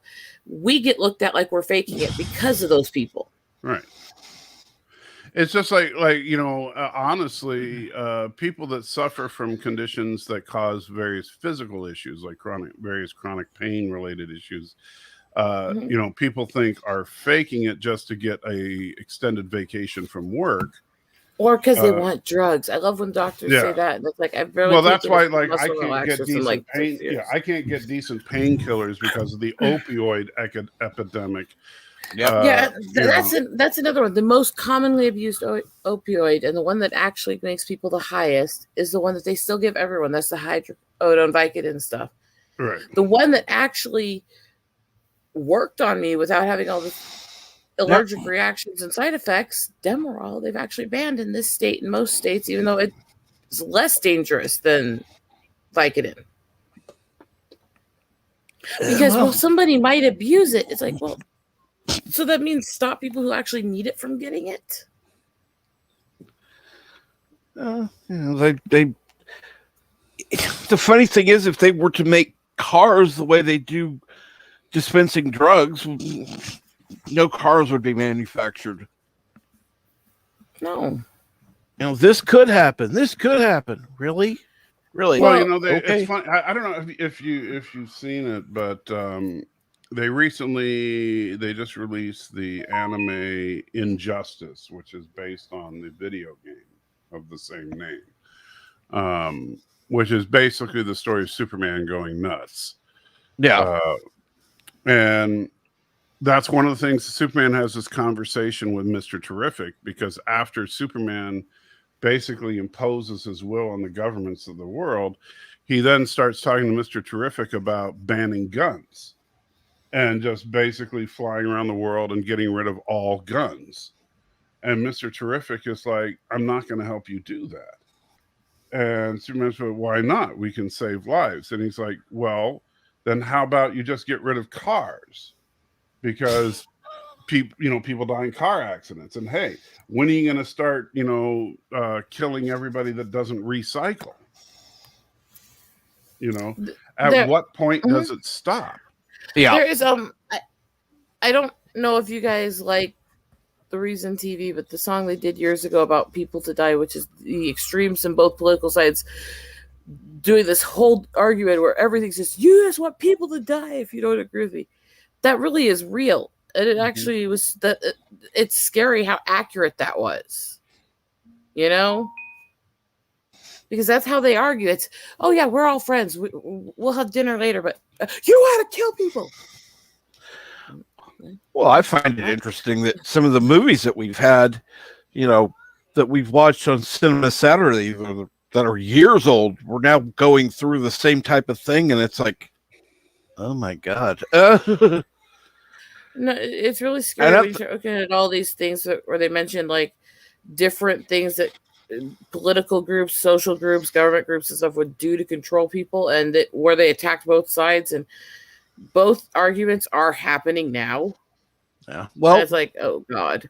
Let me ask you, Salty, because I know we disagree on a few things, but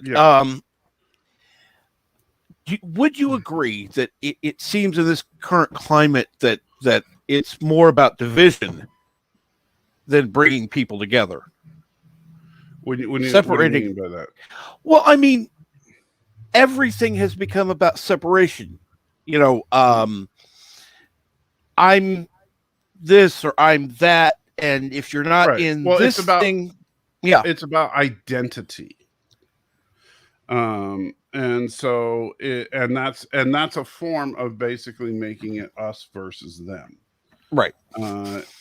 And in order to continue the us versus them, to exacerbate the tribalism, we need to make the tribes smaller and smaller and smaller. And so, and more and more specific. And so that's why we keep, and sorry, I don't want to offend anybody, but it's true. That's why we keep adding more letters to the LGBT whatever category. We need to keep, putting more and more categories on everything. And because we want to define things away so that we can come up with some other reason to hate you. Exactly. When I honestly think it's, I mean, the topic has come up in one of the latest streams where, somebody was talking about somebody they were interested in, blah, blah, blah, blah, blah. And, somebody else, it surprised me with their response. And I found that people in our community are really more open-minded. You brought the LGBT blah blah blah, and it's like, we don't care if you're gay or whatever. It's just, I don't care who you have sex with. I genuinely do not give a crap. Yeah. And like, don't bring it to me, or who you find attractive. Yeah, that way, because that's really what LGBT, sexual preference is about, what you find attractive, right? And that does not affect me whatsoever, because the only person whose sexual preference I care about is my wife's. Yeah. And as long as her sexual preference still includes me, I don't care what yours is. Yeah. And I've never understood the people who make such a big deal about. Okay, it's one thing to talk about different sexualities and stuff as an intellectual discussion stuff, but the people who they can't exist without sexual identity. They can't. It has to be, everything they do has to be about it. Yeah, if that is your personality, y'all need to look at that and maybe reassess your values. Me, I don't care. Do what you want. Just wash your hands. Yeah. Maybe we should call you Culture Junior. Well, it's funny because I think part of it is, and I'm not trying to put on a persecution complex hat here, but I do think part of it is a counter-Christian movement that certain people do like the idea that it offends other people. It is. And that goes back to what not the left, not the right, but the big government progressive movement's been from the beginning. Because if you look at the early writings in the 1800s, starting in Madison, all the way through Solinsky and all that, they've always talked about destroy the religious communities on both sides in order to control them. And quite frankly, the problem is, and the problem is twofold. Number one, okay, so you have people, not everybody who is of a non-heterosexual bent is like this, but those in the LGBT community that want to offend the Christian community, problem A, they're trying to offend the Christian community for no particular reason when they should just be trying to live their lives. And problem B is then members of the Christian community that then get offended by it. And because the flip side of that, and this is where I get kind of pissed off at my fellow Christians, and I'm going to point the finger, and I don't know the beliefs of anybody on this panel and the audience here, but if you are a Christian, I'm pointing my finger at you right now, is that the Bible specifically tells you that if they're not a professing Christian, you need to shut the hell up and not give a crap about what they're doing. So if you have some guy in a manner of speaking, not in a manner, it's flat out. I'm saying not those exact words, but yes, because it does talk. If some guy when he told them to go minister to the crowds, and they asked him specifically, what do we do with somebody unwilling to hear? And he says, dust them off your feet and move on. Well, not just that, but Paul specifically says, if they're not Christians, don't expect them to behave like Christians. If some guy is, if you're walking down, some street in San Francisco, and some dude is parading around in pink sequence underwear and a halter top, and gyrating around trying to offend you, guess what?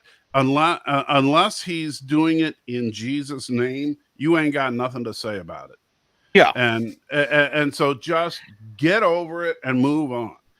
I would say the exception to that goes if he's actually being a danger to the public or kids around him or stuff. But I mean, as the general, who cares what other people are wearing or doing as long as they're not hurting anyone or pushing it on people?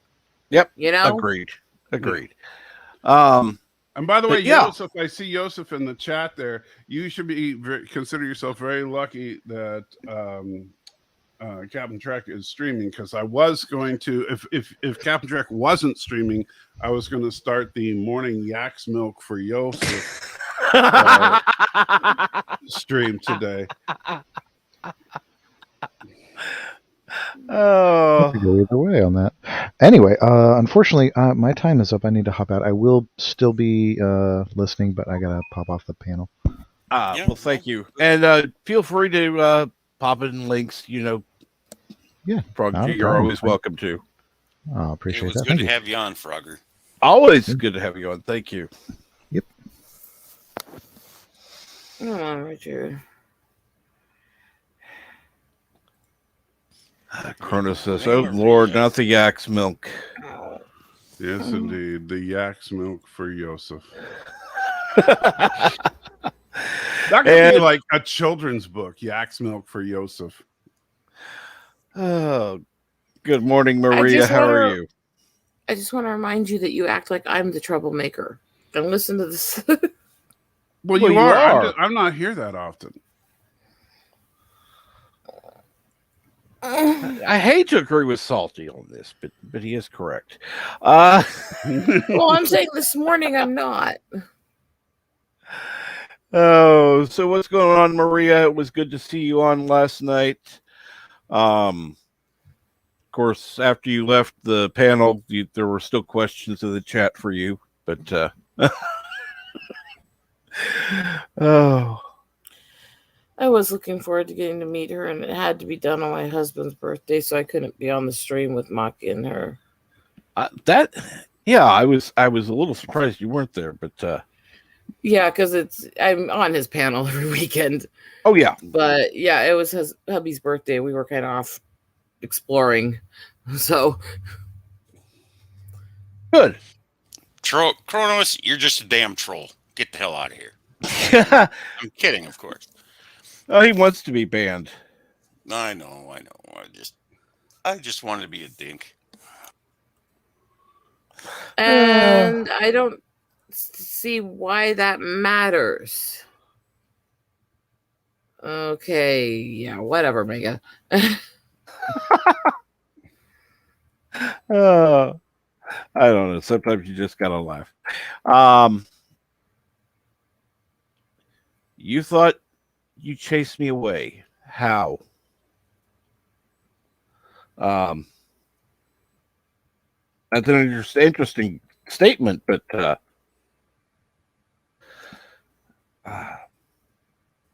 I'm curious about that. So, by the way, Salty, how is the family? Pretty good, all things considered. You know, obviously this year has been chaotic to say the least. You know, I started out this year gainfully employed and thinking that it was just going to be another normal year. But my son has really stepped up because he was not expecting to be, you know, to be basically the physical, the trying to think of the right word, but the most physically capable person of the house. Yeah. You know, and so he stepped into that role. He doesn't like it, but he's accepted it. And he's now trying to learn how to skateboard, and he's also, by the way, has recovered several dozen of his classic animations. So I'm going to try to incorporate those into my live stream soon. And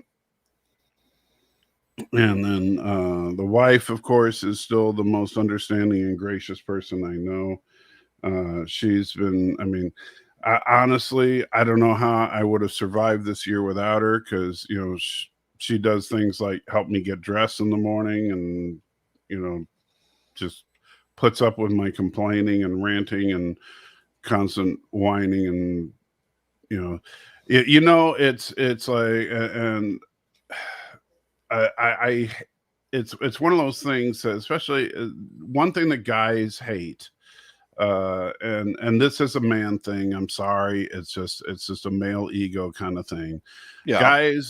Guys hate more than anything else the idea of being anything other than a provider, right? We want to be, you know, we want to be the man. We want to be, you know, be in charge. We're like, yep, we've got this under control, blah, blah, blah. What we don't want is to sit there and have to yell in pain while we're trying to put on a pair of socks, to need help to, you know, get something out of the refrigerator, you know, to need help to do basic little things. And so, despite the fact that I've been stubborn and, like, you know, not asking for help as much as I should, you know, she has been very patient with me and, you know, correcting me on that, but also not being too much of a jerk to me, despite the fact that I deserve it. So they've been wonderful to me. Much more wonderful than I deserve. That's for sure. Now just need to hopefully get to some kind of normal life in 2022. Yeah. Well, the thing is, that will happen. It's a provider thing with men. Yeah. With a lot of us that are female, we have a lot of the same reactions to not wanting to help and not wanting to yell and stuff like that. But right, it comes more from a nurturing, I want to be the one taking care of others, mama hen kind of thing. Right. But men, they feel like they have to provide for their family. So it's the both of them are that whole, you know, adaptation and survival instincts and stuff. But Men, it's the hunter provider. Women, it's the nurturer, the caretaker. But so it's completely different emotions we go through, but we both have that same, we don't want to have somebody else do it all for us. Just for different reasons and different motivation. Right. And for like my wife, she's used to, like, she'll cook dinner or whatever, and that kind of thing she's used to. What she's not used to is me struggling just to walk across the room, and that's something that is difficult for everybody, or like when the hard part is if we go to the store and I'm just trying to get from the car to the front door of the store sometimes. Trust me, I've been through that. I understand completely, because there was times I had to go shopping for bandages. This was before the insurance kicked in, and people were gracious enough to give money, which I used for 90% of it was used for bandaging and those supplies. And I don't know what I would have done without it. Right. But I'd have to go out and I'd have to shop. I had to do that, and it's like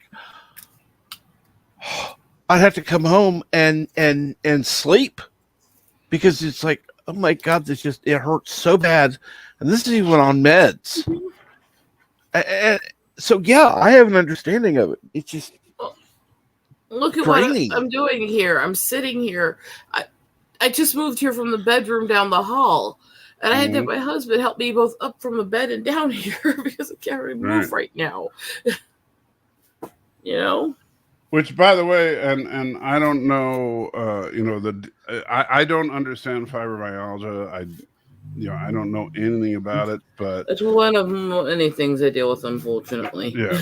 But if it would help you, and I don't know that it would, I would recommend a chair like the one that I have. It's one of those lift chairs that will help you get up. So basically, it's a recliner, and the recliner has. I'll turn my camera on here. Granted, it's. Let's see. Well, helps if I move the desk so that you can see me. There we go. So I know it's a little dark because I don't have the light on in here, because with my headaches, the light is in the way. Anyway, I'm sitting in a recliner. The recliner has a little remote here, and when I hit the button on the remote, the recliner literally lifts me up. You can see the chair slowly going up. Yeah. And it gets to about 3/4 of a standing position, so that then I just have to lean forward and I'm standing. Yeah. And so if you are, and I don't know how bad your situation is, you can go ahead and unbigify me there.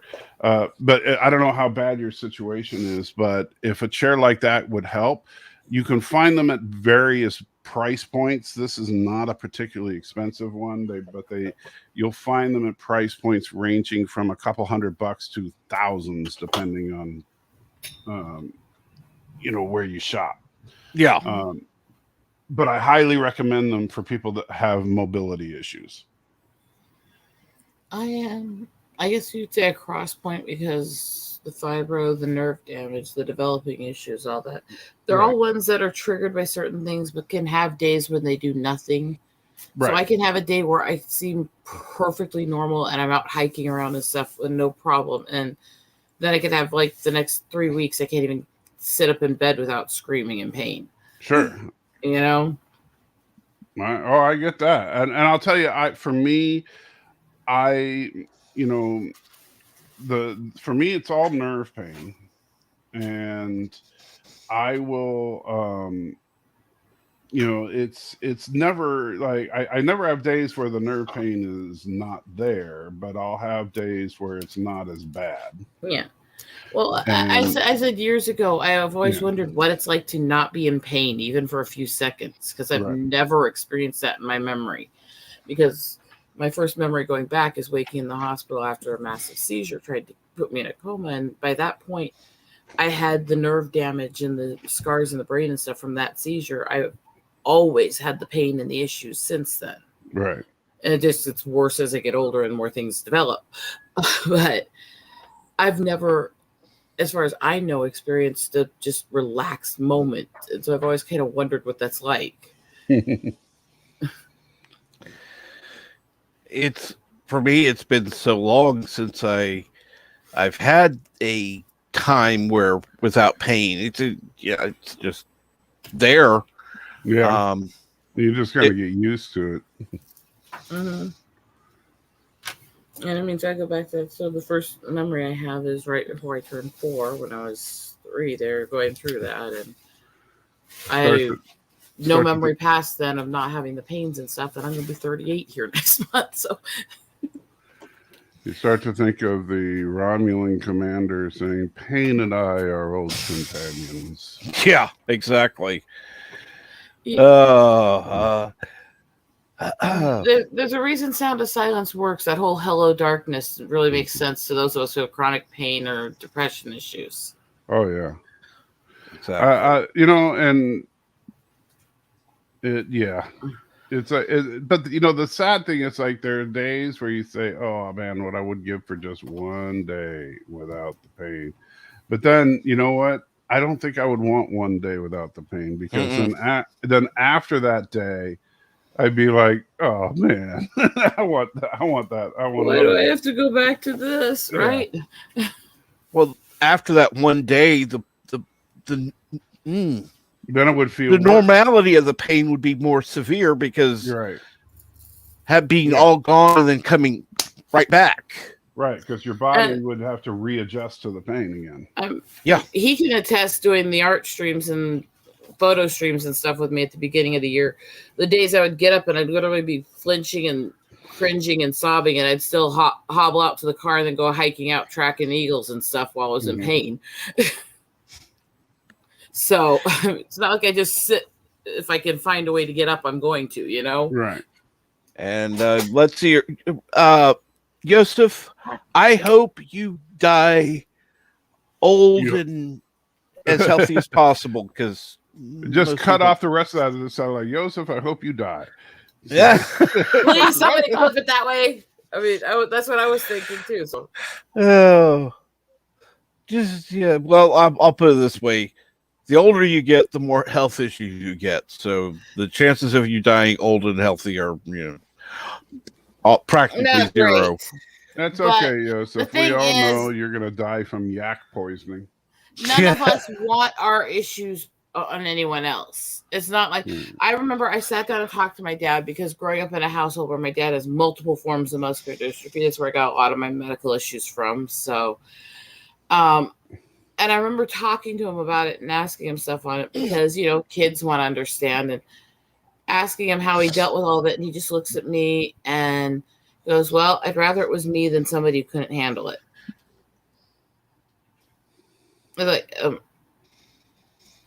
but when you really think about it later, it makes sense. What he's saying is, at least I have the ability, the mind and the heart, where I can deal with this. I wouldn't want this on somebody else who wouldn't know how to deal with it and couldn't carry on. Yeah, I'd still rather Bird was dealing with it.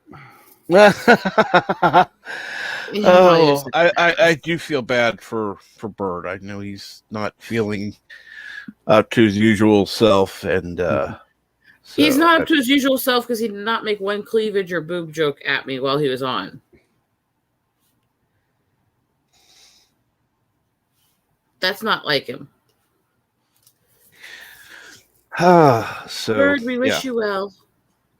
Absolutely. I'm not usually one to, this is not a religious channel, but, we do need to keep each other in thoughts and prayers. No matter what your belief system, you can be thinking about and concerned about your online friends, the people that are part of your community. I think Penn Jillette explained that well when he talked about how he takes it as a compliment that when his Christian friends try to either preach to him or pray for him, because if they genuinely think they have the right way, or they genuinely think their prayers will help, and they're not doing it for me because they don't want to try to reach me, then they must not love me enough. Right. Because he's pretty much as atheist and anti-Christian as they come, but he's learned over the last couple of decades to be more open to people of religion, realizing that it's what they say is out of love and kindness. Well, Penn Jillette, I like him. Unlike the Richard Dawkins type, Penn Jillette is not just an atheist who just wants to be a jerk. He's an atheist. He was in the old days. He was in the old days. Oh yeah, he openly says he was in the old days. Right, but he's not. He's an atheist who's just not convinced. Yeah, but he's got a good heart. Right, but he, he understands that, okay, if a Christian genuinely believes that this is the path to salvation, and that if you don't follow this path that you're going to hell, then obviously if they're trying to convert you, then that's them expressing them caring about you. Because it would be as if to say, if they see that you're in a car heading towards a cliff and they don't tell you to hit the brakes, then how much do they care about you? Yeah, and see, that's just it. And there's a difference also between a know. Genuine, I'm going to share what I believe with you, or a genuine, I'm going to pray for you, versus those who won't take no for an answer and get pushy and get in people's faces. Right. And I've dealt with them. I've dealt with them. And I always look at them and go, you're not helping our case. Nobody's going to be converted by you being an ass. No. I mean, they're just not. Even I don't. It's like, okay, yes, you're a Christian. Okay, that's great. Pushing your belief system, and I mean pushing, because there have been people knocked on my door. Thumpers. Yeah, True Bible thumpers who will not take no for an answer, who will not leave you alone. I mean, look, I stream with Odin. I've gone to the door. Teacher. I don't talk about it. I am a Christian. Not ashamed. I've had people knock on my door, and it's like, no, I'm an atheist. Bye. Mm-hmm. Because I don't want to hear their spiel. It's like, go away. And even with the people that knock on doors, there's a difference between we're going to bring people gifts, we're going to try to be friendly, versus the ones that like in your face and want to reach you. Well, whether you listen or not. Here's a good example. There's a church across the street from me. I don't go to that one. They reach out to the community here. They during the first of the lockdowns, they were bringing meals to people. They were asking people if they needed anything. They were doing all sorts of stuff. And they weren't asking anything in return. People would offer to pay them for like bringing the meals. No. We're not taking money for it. Well, and that is what I found to be good. Now, yes, they would put in a little card, that if you want to know more about the church, if you want to know more about salvation, fine. Yeah, but the offer was for help. We want to support you. Kindness. Exactly. Reaching out, saving, protecting, caring for the widows and orphans and those in need, which is what we were told to do. I have run into two types of churches with this. There's the one I'm on the board of now, which our whole existence is reaching out to abuse victims, rape victims, unwed mothers, hardship pregnancies, disabled children, that stuff. And so when I talk about some of the weird and psycho and rough stuff I've seen, that's usually dealing with the people I've had to help with or work with in that. And so there's that side of it. That's, to me, Christian. If you have ever heard of the band or can look up, there's a song from Sierra called This Is Religion, which is the whole song is talking about if you're actually Christian and trying to live your faith, the only way to do it is to do it by doing charity and goodwill to God's people because he loves them. That's Christian to me. Then there's the church that I dealt with in college who bragged about how much money they had saved to build a fancy new building, but we're telling people that we don't give money to anybody who's in need. We just tell you to be better responsible with your own money. And I'm sure, I know, Salty, you've had your church helping, supporting you, both financially and prayer wise. Well, and one thing that that our church, and one of the reasons that we're so loyal to the church that we currently attend is that, so our church this year will have raised approximately $8 million in collections. That's how much that our church will have collected total, if I remember correctly. And number one, our church has a commitment that the first 20% of everything that we collect immediately goes back out into the community and to local 501c3s. So various charitable groups in the greater Murfreesboro area. We usually highlight one charitable group each month, and give them a specific donation. But we help out groups all the time.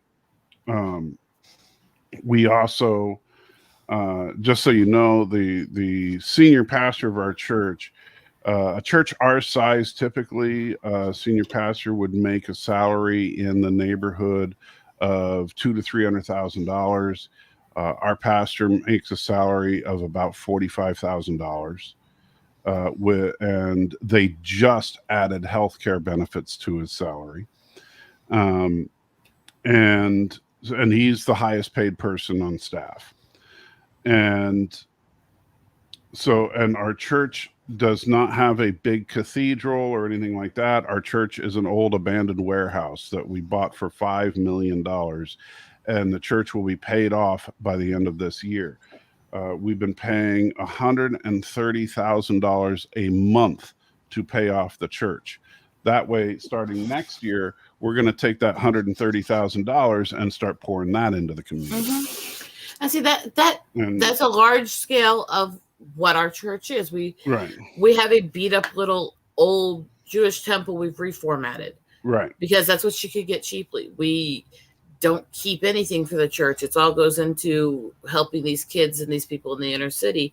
It's being Christian. Look at this. You remember the singer Carmen, right?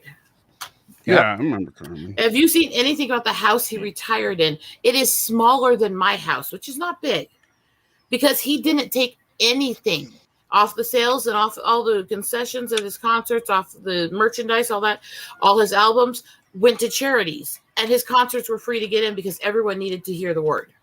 Well, he took nothing from all of it. And the kind of and here's the kind of thing that we do, and as far as some of the outreach ministries that we do, is we, like, one of my favorites that my wife and I helped out before I got sick was the hot dog ministry. And yes, we have a hot dog ministry, and it's still active, very active. Every Friday night, and we actually have a permit from the city of Murfreesboro to do this. Every Friday night, at about 11 o'clock, we go to the town square, the downtown town square, and we set up a portable barbecue, and we start grilling hot dogs on the town square. We set up a couple of coolers with pop in them, and we're in all the bars. This is where all the bars are and stuff. And as people start coming out of the bars, we have a guy dressed up as a giant hot dog, and we just start yelling free hot dogs. And so people come out of the bars. We ask them to come on over. We give them a hot dog. We offer them a pop. We just hang out with them. And we're not sitting there saying, hey, you want to talk about Jesus? We're just giving them food and drinks and sobering them up. Well, again, some of the best ways to reach people is to go to where they are and be kind to them, or to go to the type of music they like and do something different than just your standard hymn, but has that message that'll help lead them that way. Right. And our idea is just that when people say, why are you doing this? The answer is because we love our community. That's not, and then if they say, well, who are you? Then we'll say, well, we're the Experience Community Church, but we're not sitting there saying, hey, while you're here getting your hot dog, you want to talk about Jesus. That's not what we're doing. The only reason that the only time that the church comes up as a matter of conversation is if they ask us, because we want it to be just about building relationships with the people coming out of the bars, and honestly, a lot of the employees at the bars will schedule their breaks for after we set up so that they can come out and get some free food from us. And we don't mind. We invite them to do it. We'll say, yeah, come on out. We got, we'll bring plenty of hot dogs for them in there to come out and have a hot dog with us. And that's, the whole idea is that you're supposed to love your neighbor, and loving your neighbor doesn't mean, love them when you can convince them to join your church. That's not, it doesn't say that. It just says love your neighbor. What is your problem, little dog? Why are you trying to bite my face off? Anybody want a slightly insane Chihuahua? I think you'd have better. No. Well, I'd rather have the slightly insane Chihuahua than the overly insane owner. No, thank you. I'm allergic to dogs anyway, and I already have cats that are insane. Oh, she is completely insane. Well, we knew what Captain Trick was talking about, so sure. Yeah, I'm just ignoring his comment for now. I mean, no, I'm just talking about Salty, not you. No, I know. That's why I'm just leaving it be. Oh, those would apply to you. No, it wouldn't. I'm a sweetheart. Sweet, pure little angel. Yeah, those horns are holding up the halo so nicely. But wow. That's the thing, though. I think we're all in this position where we're talking about kindness. Don't get offended. And this goes to both sides. Don't get offended if somebody wishes you something that you don't agree with or says something. The people who, I'll pray for you. Well, why do that? That won't do any good. Why are you angry at somebody genuinely expressing kindness towards you? That's weird. Yeah, just walk down the street and say, Merry Christmas. Guys. Yeah, hi. Yes. Since we're talking about the Bible, can we pray for my friend?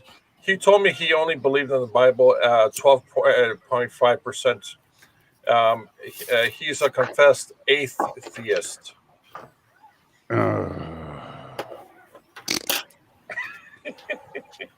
That was really good, George. George, you and your stupid dad jokes. That's not even a dad joke. That's like a grandpa joke. That's like Most of his are. That's why I roll my eyes when he's on stream. Let me put it to you this way, George. I don't even think Elihu would have said that one. And he comes up with some bad ones, but yeah. No, but I think the hardest thing to do is, and I don't think this has a religious aspect to it. I think we are to love one another, and to be there for our fellow man, but we're not. Yeah, do you know who the biggest sinner in the Bible is? Okay, who? Moses. He broke all the commandments at once. Oh, ouch. You know, when the Bible thumpers come, but bad. when the Bible thumpers come around and they're pounding on your door and they go, "Do you think you're going to heaven?" You just say, "I believe Jesus Christ is my God and Savior. Yes, please go away." Well, you know who the greatest babysitter in the Bible is? David. He rocked Goliath to sleep. I don't think it was. I don't think it was. Well, sleep he did. was actually stoned, I think. Yeah, stone rot. Well, I mean, stoned is a whole different thing. He was never mind. And John says, "I'll trade you a Chihuahua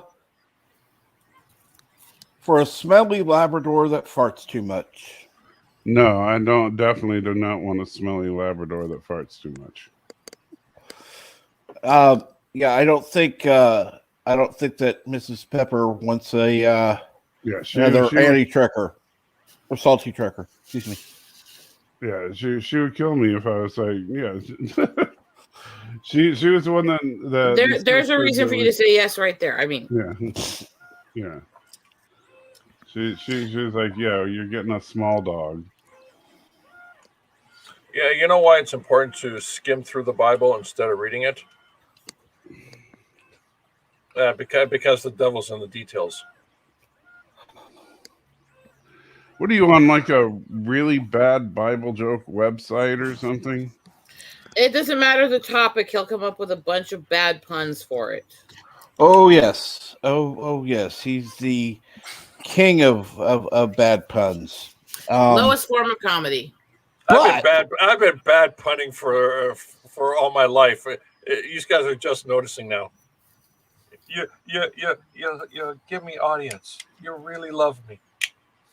No, we don't. No, I don't think we do.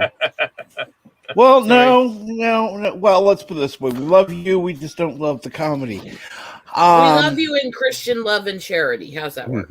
Correct. But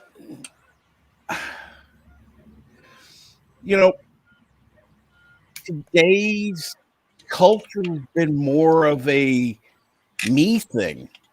What can I get more than what can I do? What can I be? And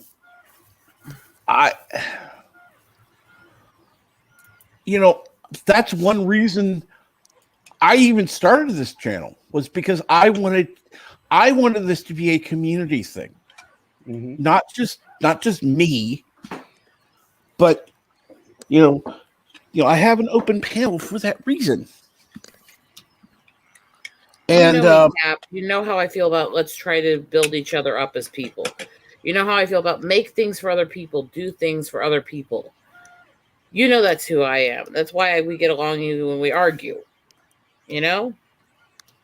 Because there has to be that level of it's about kindness. And yes, I'm a little sappy right now.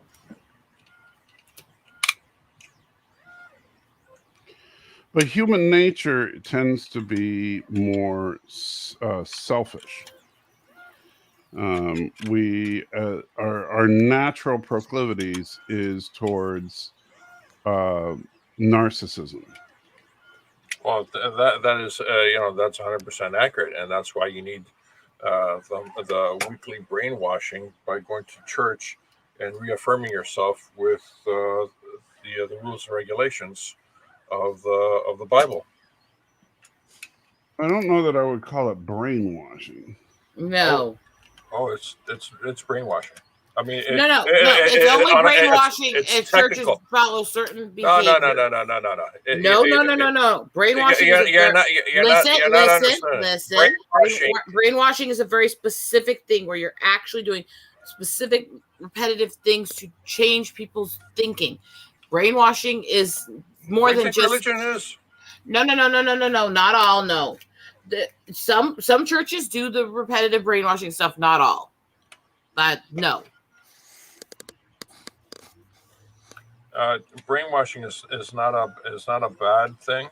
It's not a good thing. It's a technical term of helping one person or guiding one person. Brainwashing, the process of pressuring someone into adopting radically different beliefs by using systematic and often forcible means.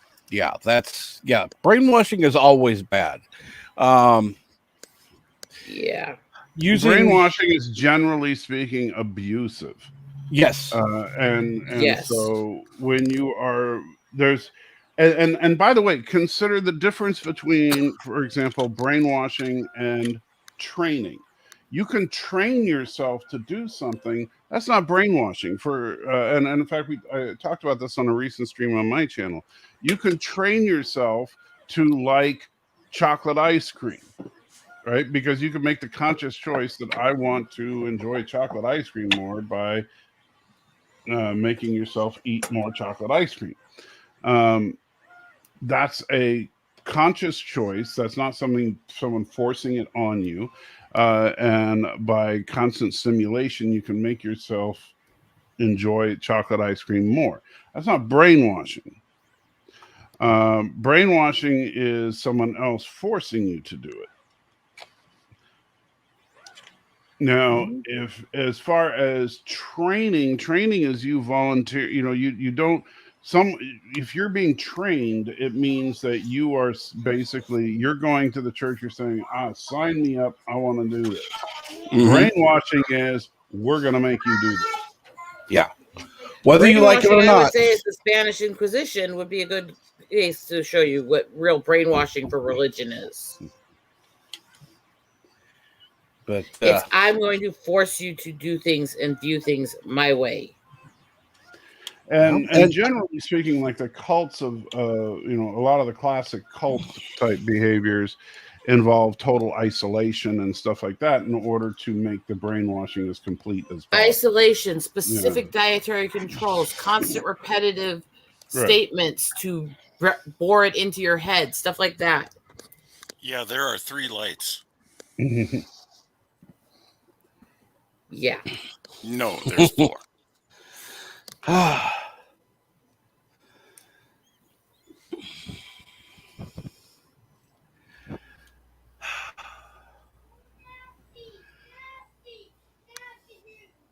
Poor George. Again, yes, not brainwashing. You're volunteering to do this and being trained to do that. Yeah, you're correct, Eastland. Yeah.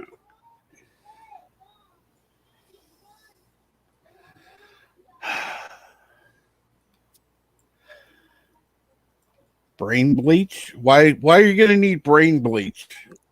The brain bleach is more for like when you see naked dancing lore repetitive. No, that's eye bleach. I mean, no, it was something that I mean, if you remember this guy, he used to be on quite often. Richard Simpson.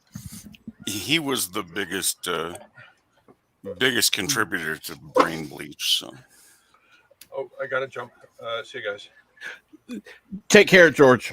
Yeah, have a good one, George. Sorry. And that's the other thing. Just because I jumped on that and argued with him doesn't mean that I'm not going to wish you well. Have a good day. Oh, absolutely. I'm just going to disagree with. The thing is that we need more places when we can just disagree and argue, because that's where we actually learn. We do not learn by sitting in a room and agreeing with everybody. That's the thing. We did disagree, but we didn't yell, we didn't scream, we didn't swear at him, didn't call him names or anything like that. It was simply a respectful disagreement. And yes, I prefer to have things more happy and jovial and whatever. But if you're going to disagree with someone, that's honestly the way to do it, in my opinion. The only times to respect the right that they have the right to their opinion, whether we agree with it or not. The only times I yell and scream is when they intentionally try to keep me from making a point, or when they flat out say they're going to interrupt because they don't want to hear the other side because I don't agree. All right. The tactics of I'm going to force you to agree or I'm going to try to silence you. That will get me to yell.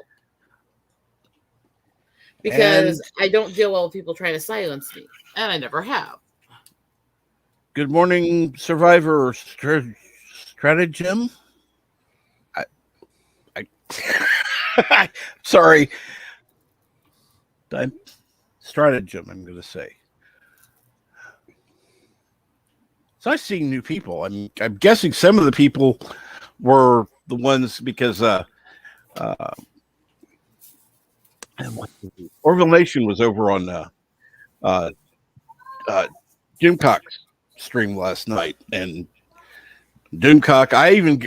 Somebody even sent me the picture of Doomcock putting my link in the chat. They were that impressed by it. It's like cool. So I see you've actually had a surge in followers. I don't know. Well, you're at 518. I think it was 508 the last time I looked. Yeah. Actually, one of the things that Orville Nation talked about with me yesterday, and I don't normally discuss private conversations, but was setting a goal to reach 1,000 by, and he said a date I thought was not necessarily reasonable, but doable. Next Tuesday? No. It would be March 1st.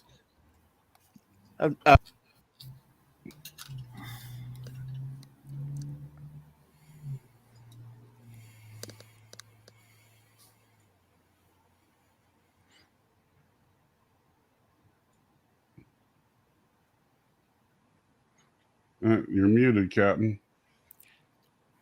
Yeah, he is muted. I heard March 1st, but then you muted after that. I moved, and it upset my mic. Anyhow, that was the date that Orville Nation picked, March 1st. So, any particular reason for March 1st, or he just happens to have a fetish for March 1st? That's the date he set. So it's like, okay, the goal is going to be to reach 1,000 subscribers by March 1st. And for that, I'll need your help. And that doesn't mean just Salty Trucker or just Rosetta. That means anybody listening. If you like this, and you want to support the channel, that's great. The best way to do that is by sharing it out, leaving likes, leaving comments. Well, and honestly, really sharing it with your friends. That's the best way to get, letting your friends know, hey, there's a cool place we can hang out in the mornings when you're getting ready for work or whatever. Stop by, hang out for a few minutes. There's this idiot called Bird of Prey 5 that shows up every now and then. Make sure you heckle him. Just remind him about the Krogan miners. Yeah. Oh. But and ask him why he thinks that if I'm going to be in Kuroga, I have to wear a uniform that involves basically nothing on top. Did the bird say that? Yes. Years and years of Deanna Troy. Let's put it this way. That's his view on most women, how their uniform should be. Well, that's Bird for you, yeah. Let's just say he's made enough jokes about things, and we've actually got him to woke up a couple times by one of the guys going, "Hey, Rosetta's topless here." And Elsie's like, what? Topless what? Yeah, that did happen one time on stream. Huh? And yes, and then he looks over at the camera where I am and goes, "No, she's not." Thank you, Frog G, for putting in not only Bird of Prey 5's channel, but the Bird of Prey 5X channel. Anyone not subscribed to both channels, Remember, on you Bird of should. Prey 5X, you can watch such exciting things. Did I as make Bird it? of Did Prey I make 5's it in Police time? Oh, there he is. See? Put your shirt back on already. It's like saying Beetlejuice, Beetlejuice, Beetlejuice. Oh, there he is. See? I'll have to rewind YouTube. Why? I'm starting to Because hear we an said echo of topless myself. and he's looking for it.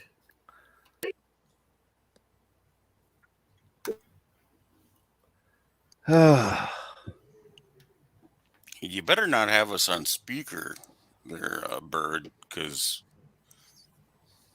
son of a bitch. And Kronos says, "Hey, Bird, yet again for the third time." I hope he's feeling better, by the way. Mm-hmm. Well, you I feeling better, didn't have Bird? time to put the headphones in. I was coming for Rosetta. God damn it. Bird Can gets we the rephrase preposition that, wrong. please? Rephrase that, please. I caught that right away, and I Clip was like, that. "Oh, Clip that. Yeah, I'm fine. You know, you change just one word of that sentence. Oh. Lord. Oh, I hate beating you up so bad, Bird, but it's just funny." Again, change one word of that sentence. Beating you off? Oh, my word. Huh? I wonder why everything changed when Bird walked in, and he didn't do we anything. went from such nice, deep, spiritual conversations to coming on Rosetta and beating you off. I mean, just like bam. Lord.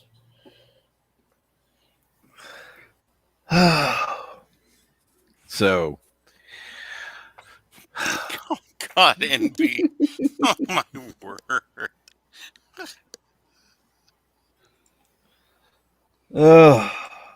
I am not sure what to think of it. What's your video this at this moment? So, Salty, were you still going to be streaming today, or? Oh, I'll be doing the not virtual pub tonight. Cool. What time is that? Probably 9. Also, Central so or Eastern? Central. Thank you. I did talk to Matthew a little bit. Amy. So first of all, Aiden is doing much better. So Good. It sounds like that's good. Aiden is pretty much in the clear. Amy is got one of those little scooter things that you put your knee on. You know that. Oh yeah. So she's getting around on one of those now. But probably will not be doing a movie night this week, unfortunately. But hopefully next week. But she's feeling better, getting stronger. And of course, I was laughing profusely at the fact that Matthew spent his Thanksgiving eating top ramen while after being angry at his family for not being at his house. So, which if you've been on Matthew's Discord, you probably already know about that part. But that was just kind of hilarious. For those of you that don't know, Matthew got angry at his brother. I guess he has 2 brothers. One didn't show up for Thanksgiving. The other was a day late, and he was really angry. But then he got really sick. So his mother took Amy, his wife, and his kids, and they all had Thanksgiving with his mom while he sat alone in his house and had top ramen for Thanksgiving dinner. Yeah, that's a horrible story. Well, but it's Matthew, so it makes it funny. You're a horrible friend at times. Yes, I am. You're also not that great of a dog owner. Trying to give away a second dog today, I heard. I wasn't. No, you know what? First of all, T'Pring is sleeping on my chest. You were trying to give away T'Pring like 15 minutes ago. I on was this channel. Kidding. I was kidding. And that was closer to an hour. Mama Prey didn't know it was a joke. She was Well, crying. I wasn't trying to give You had T'Pring to Mama Prey crying. Sure she was. Oh, Lord. Although I'm not entirely convinced that T'Pring is really a dog. I'm thinking she might be from another planet. You think she's like some kind of alien creature, because her neck just doesn't seem like, a dog. Leela had on Futurama. Yeah. Well, like the dog from Lower Decks? Yeah. There's something weird about her.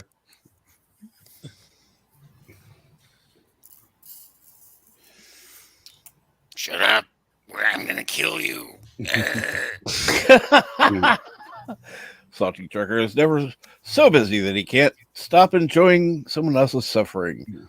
Poor man. One thing that does suck about having a Chihuahua is that you have to get Chihuahuas clothes because they get so cold all the time. They are very sensitive to cold. Yep. I've actually known Chihuahua owners. Mm. And that is absolutely true. Very, very easily cold. Well, think about it. They've got almost no fur, and they come from a hot climate. Yeah. I just want to know what's wrong with having ramen noodles for Thanksgiving. I take it that was your Thanksgiving dinner, too? Yeah. I would say nothing.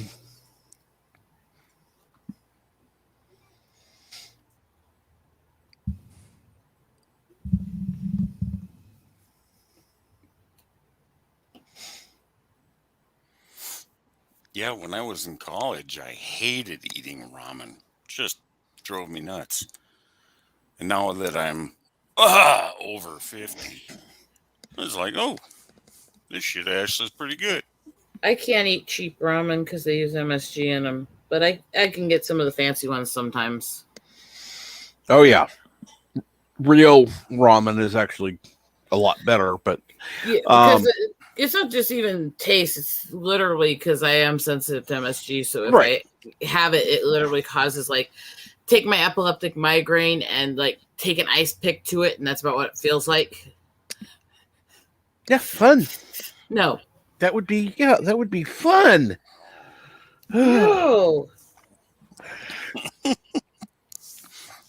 Trust me, I have epilepsy and I have migraines at times, so I understand. And the epileptic migraines, are so much worse than even the regular migraine. Yeah. I've only had one of those that I'm aware of. And they're hell. Hey, they are definitely hell. I don't know because I don't have epilepsy. Is an epileptic migraine, is that considered an obsidial migraine? I can't remember what the exact classifications he explained to me that it were, because it's like went through all the details on what that was with him when I got diagnosis on the headaches when I was like 10, so I'm trying to remember. Well, if it is, there's a drug I would recommend. At least it worked for me a little bit. It's not 100%, but it worked okay. And I can't pronounce it, but it's like UBROGEPANT.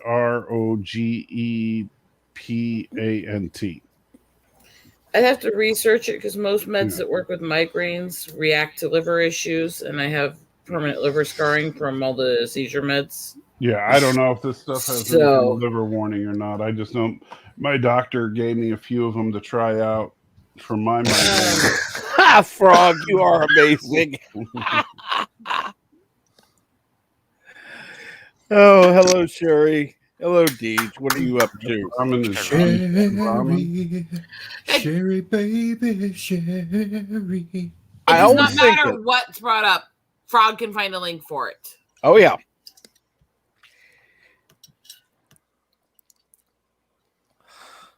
Undead ramen.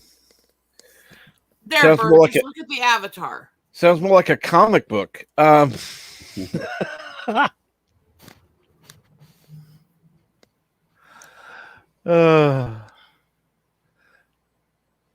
I have to. I can't remember what what I was challenged with, but basically they asked me to see if I could do just a pen sketch without all the other penciling and stuff. So I pulled out like 4 or 5 colored pens and just did this. Okay, I can't watch that Undead Ramen channel. It plays that abomination Fallout 76. Nope, can't do it.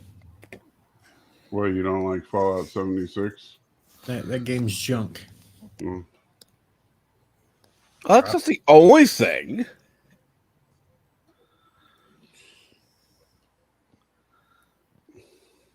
You know, you could suggest a different game, I'm sure. Oh, too late. Played all that Fallout 76. Can't do it. To those who aren't as controlling and weird as DJ, go follow the channel. Yep. I'm the 145th subscriber. I am not controlling. I just said that I couldn't do it. I didn't tell Correct. anybody I'm else just they giving could. you crap. Shh. And go spell your name right. Rosetta. It's Sandwich Wench. Wow. I was waiting for that comment.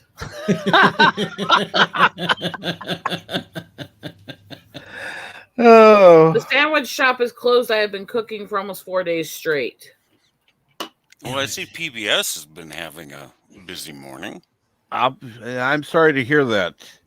I'm sure getting set up for the stream later.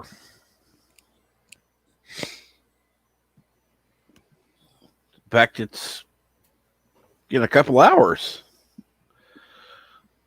Wait, you guys call Professor Brainy Sex PBS? Well, I That's do. the initials to the name. Yeah, I just never thought of that. I hadn't either until somebody mentioned it in the stream a few days ago. So, Wow. Well, unless you would rather have me call him Professor Brainy Sex. Well, PBS is better.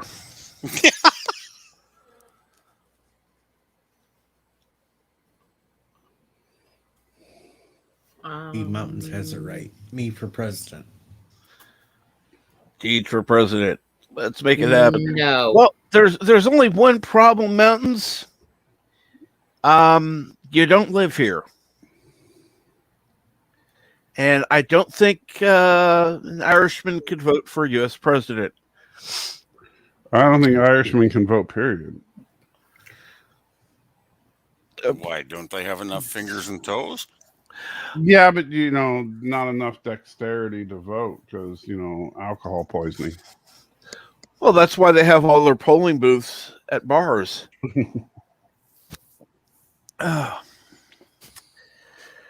No, you put the money in the slot machine, you dumbass. You got to go over there to vote. Oh, no actual work around here. Plus, trying to find guests for History with R&R for January.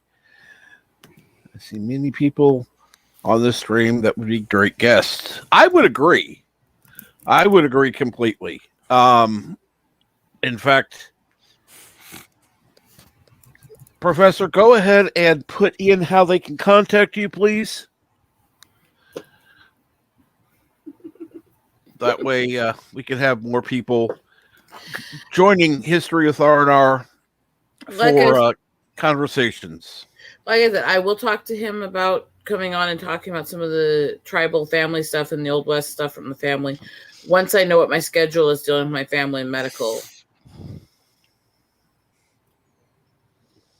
I got to find all that out first, and it's going to take a few weeks.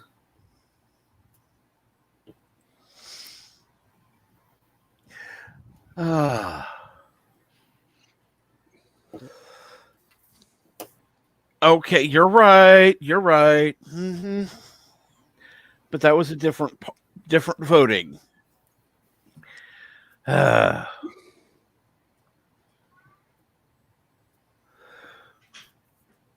have used the initials PPS since the spring. I hadn't known that. Well, I didn't really know that either, but after I picked it up last week, it was like, oh, he kind of gets pissed when you call him Jeff, but PBS, he likes that. So Why would you get pissed by being called Jeff? Well, because that's his name. Yeah, exactly. So why get pissed about it? Well, at least PBS is better than PBR. Just saying. You are a Midwestern goofball, aren't you? Yes, I am.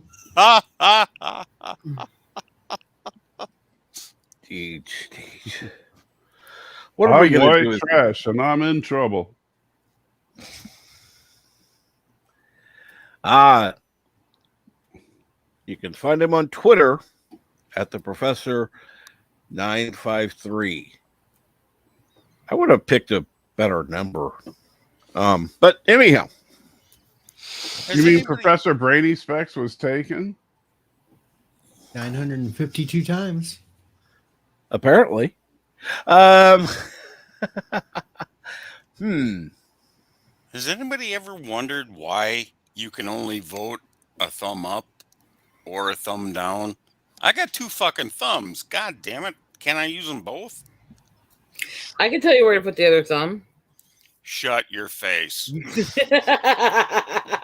I miss the old days of the stars. I'm sorry. I couldn't resist. I wasn't around for the stars, and I think that would have actually been a better way to do it. How many stars were there? 5. So you give it 1 to 5 stars. And so back in the old days before Google bought YouTube, you could give a video 1 to 5 stars, and that way you would know how much people liked your video based on its star rating. Yeah, it would get an average rating like you'd get for reviews on businesses and products. Yeah. The star rating system is the biggest scam ever instituted on man. Bird, is this one of your other crackpot theories? No, it's not a theory. Yeah, whatever, Bird. The problem is that the lowest score you can give is a 1 when the brain thinks it's a 0. So what do you think? You think, a 3 is a good average score. No, it's not. A 3 is the absolute minimum. Okay, because your real average low is 1. So it's really a 4 stars. It's really out of 4, not 5. Because you can't go below 1. So you can't have a number below 1. So it's 0, 1, 2, 3, 4, not 1, 2, 3, 4, 5. That doesn't make it a big scam. It just means it's a little bit off from what you think. No, because you think a 2.5 is middle of the road, but a 2.5 is well below average. I know nobody who thinks a 2.5 is middle of the road. You know what? Most people argue about whether or not it's a 4 or a 5. Right, which it shouldn't be an argument because it's only out of 4.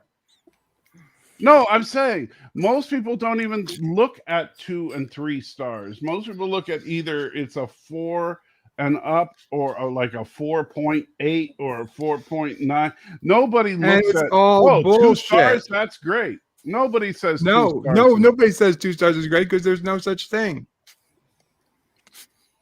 Okay, I'm telling you. You're spinning into space. No, you don't understand.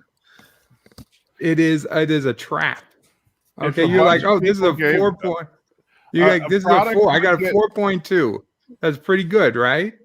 A product could get a 2-star rating. 4.2 is shit. Get a 1-star rating. Okay, you shouldn't even be looking at a product that's less than 4.5 stars. It shouldn't even show up. So you're saying that if it was a true 5-star rating, you shouldn't even consider looking at something that was less than a 3.5 star rating. I'm just saying. I mean, because that's what you're 3.5 saying. stars is garbage. But 3.5 stars is total that's garbage. what's crap to me is that people don't know how to objectively rate things. Because everything either has to be 0 or 5. Nobody knows how to rate anything anymore. Except for those people who are like ultra perfectionists, and they won't give anything a 5-star no matter how much they liked it. It has to be 4. I will not give a 5-star rating. I absolutely refuse. Says the guy. And because of the way people look at these things, that actually hurts the business and the ability to sell the item. Even if you're saying you love it. You're a terrible person, Andrew. I know I'm a terrible person because I give honest critical reviews, because I don't believe that something that is good but isn't the most godly wonderful product ever deserves a perfect Would you score. give something a 5-star if you were truly impressed is the question, because there are people who literally will not, no matter what. Oh no, I'll say this. If I ordered something that was just like say I bought a new mouse and this was like the best mouse I've ever seen in my life, sure, I'd probably give it a 5-star. Because I'm talking about the people who, no matter what it is, they will not go above 4 stars because nothing can be perfect. Right. But if it's not an incredibly, I mean, it needs to blow me away. It can't just be like, oh, it's good. 5 stars. Define blowing. I mean, well, I can define it, but that's another Vertebrae 5 comment right there. But exactly. Yeah. Oh my Lord! No, I disagree, Bert. It is 1 through 5 stars, but I do think that you should have the option of no stars. Yeah, I agree. I think a 0-star rating should be available, but I understand why it's not, because the problem is the simplicity. People are idiots, and sometimes people can't figure out, how do I put 0? People are idiots. I mean, unfortunately, that's my general viewpoint of everything in life is people are idiots. I'll agree there. So if So, for example, if let's say that if we were rating, I'm trying to think of a decent product that would be something that, oh man, now you're gonna make it very tough for me. But okay, let's take. Rate toilet paper. I can't rate toilet paper because I mean, I don't. You don't. Unless it's giving you a red acid ripping in half, it's all good. Yeah, that's the thing. Like toilet paper is not something like I would put. I wouldn't rate toilet paper, to be honest with you. Art kits, my bead kits, my craft projects, pencil qualities in drawing and stuff like that. Those are big deals. Every little rating point actually does matter. So I have. You wouldn't rate toilet paper. Why is that? Well, what I'm saying is like, okay, I wouldn't give toilet paper a 5-star rating I mean, okay, it would have to, I mean, like, I can't think of why I would give toilet paper a 5-star rating. It would have to be something like. So you've never had 5-star toilet paper? Not that I know of. Yeah, wow. Because I've never had toilet paper that was like, wow, this is better than any other toilet paper. But I mean, I can definitely think of toilet paper that I would give a 1 or a 2-star. Yeah, most of the stuff you find in public when you're traveling. Right. Yeah. Like if you're public toilet or, the stuff that you find at Walmart on sale when everybody has a run on toilet paper because of a COVID virus, that kind of toilet paper. Yeah, that's 1-star toilet paper. But but I've never had 5-star toilet paper. I can't think of a 5. I mean, I at least not to my knowledge. This is with shitty conversation. Yes. I'll tell you. Go ahead. Quilted Northern is a 5-star toilet paper. Well, there you go. From the expert on toilet paper. Oh, somebody must go. Kronos, poor Mr. Whipple is down to a 2.5 star.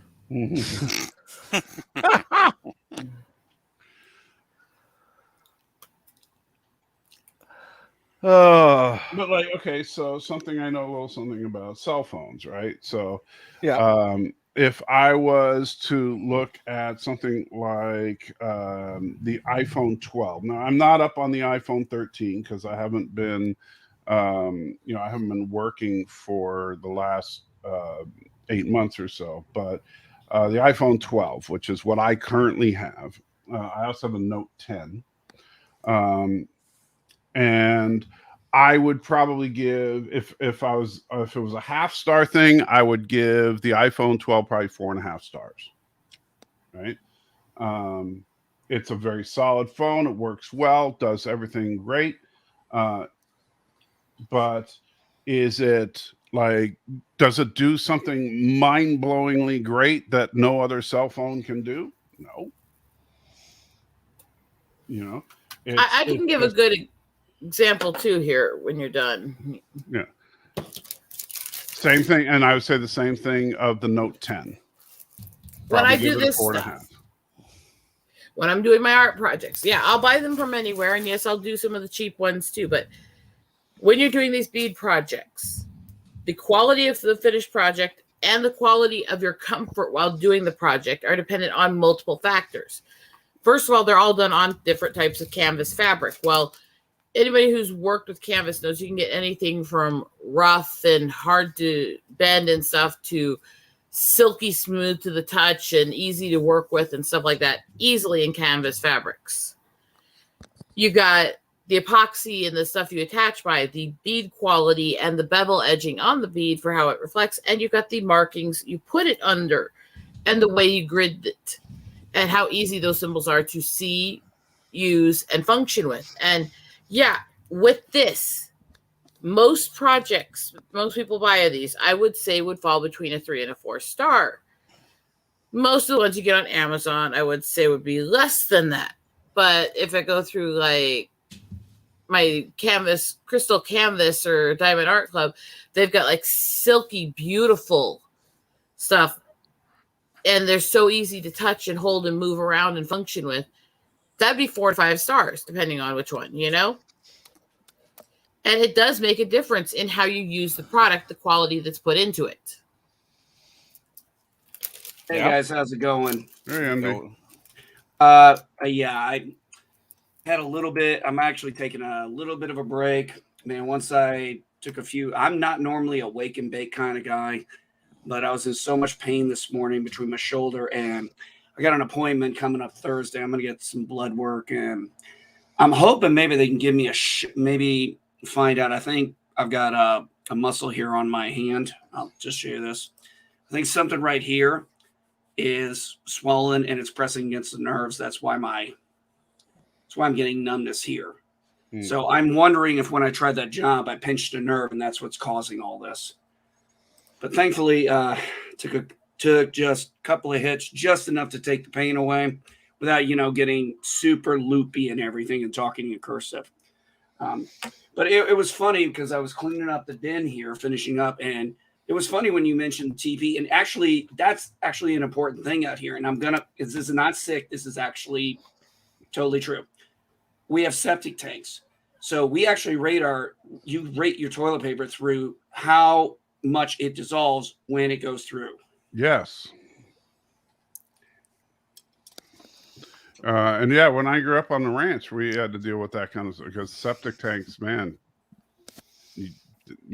that's important. Yeah, that's why I can't have a garbage disposal. Right. Yeah, and my wife actually we found this out. We didn't even think about this, but there was a thing on TikTok that talked about septic tanks, and it rated different toilet papers to how much they dissolved. And it turned out we had the one that was the worst. So we switched to the one that was the best. Well, the problem is, like, if you're just looking at a consumer rating on something, nobody's rating it based on how well it dissolves. They're rating it on probably how it feels. And I get that. I was just saying when I heard that, the first thing that came to my mind was, oh, I could rate this on the dissolvation of it through the septic tank. Right. I mean, that's immediately where my mind went. So your mind went straight to shit. Yeah, pretty much. Give me a break, Rosetta. My mind was shit long ago. And it continues. I mean, I hate agreeing with you, but on that one, that's easy to agree on. And yes, mountains, there's always a hose. Here you go. NB, here's the person that you want to clean your septics.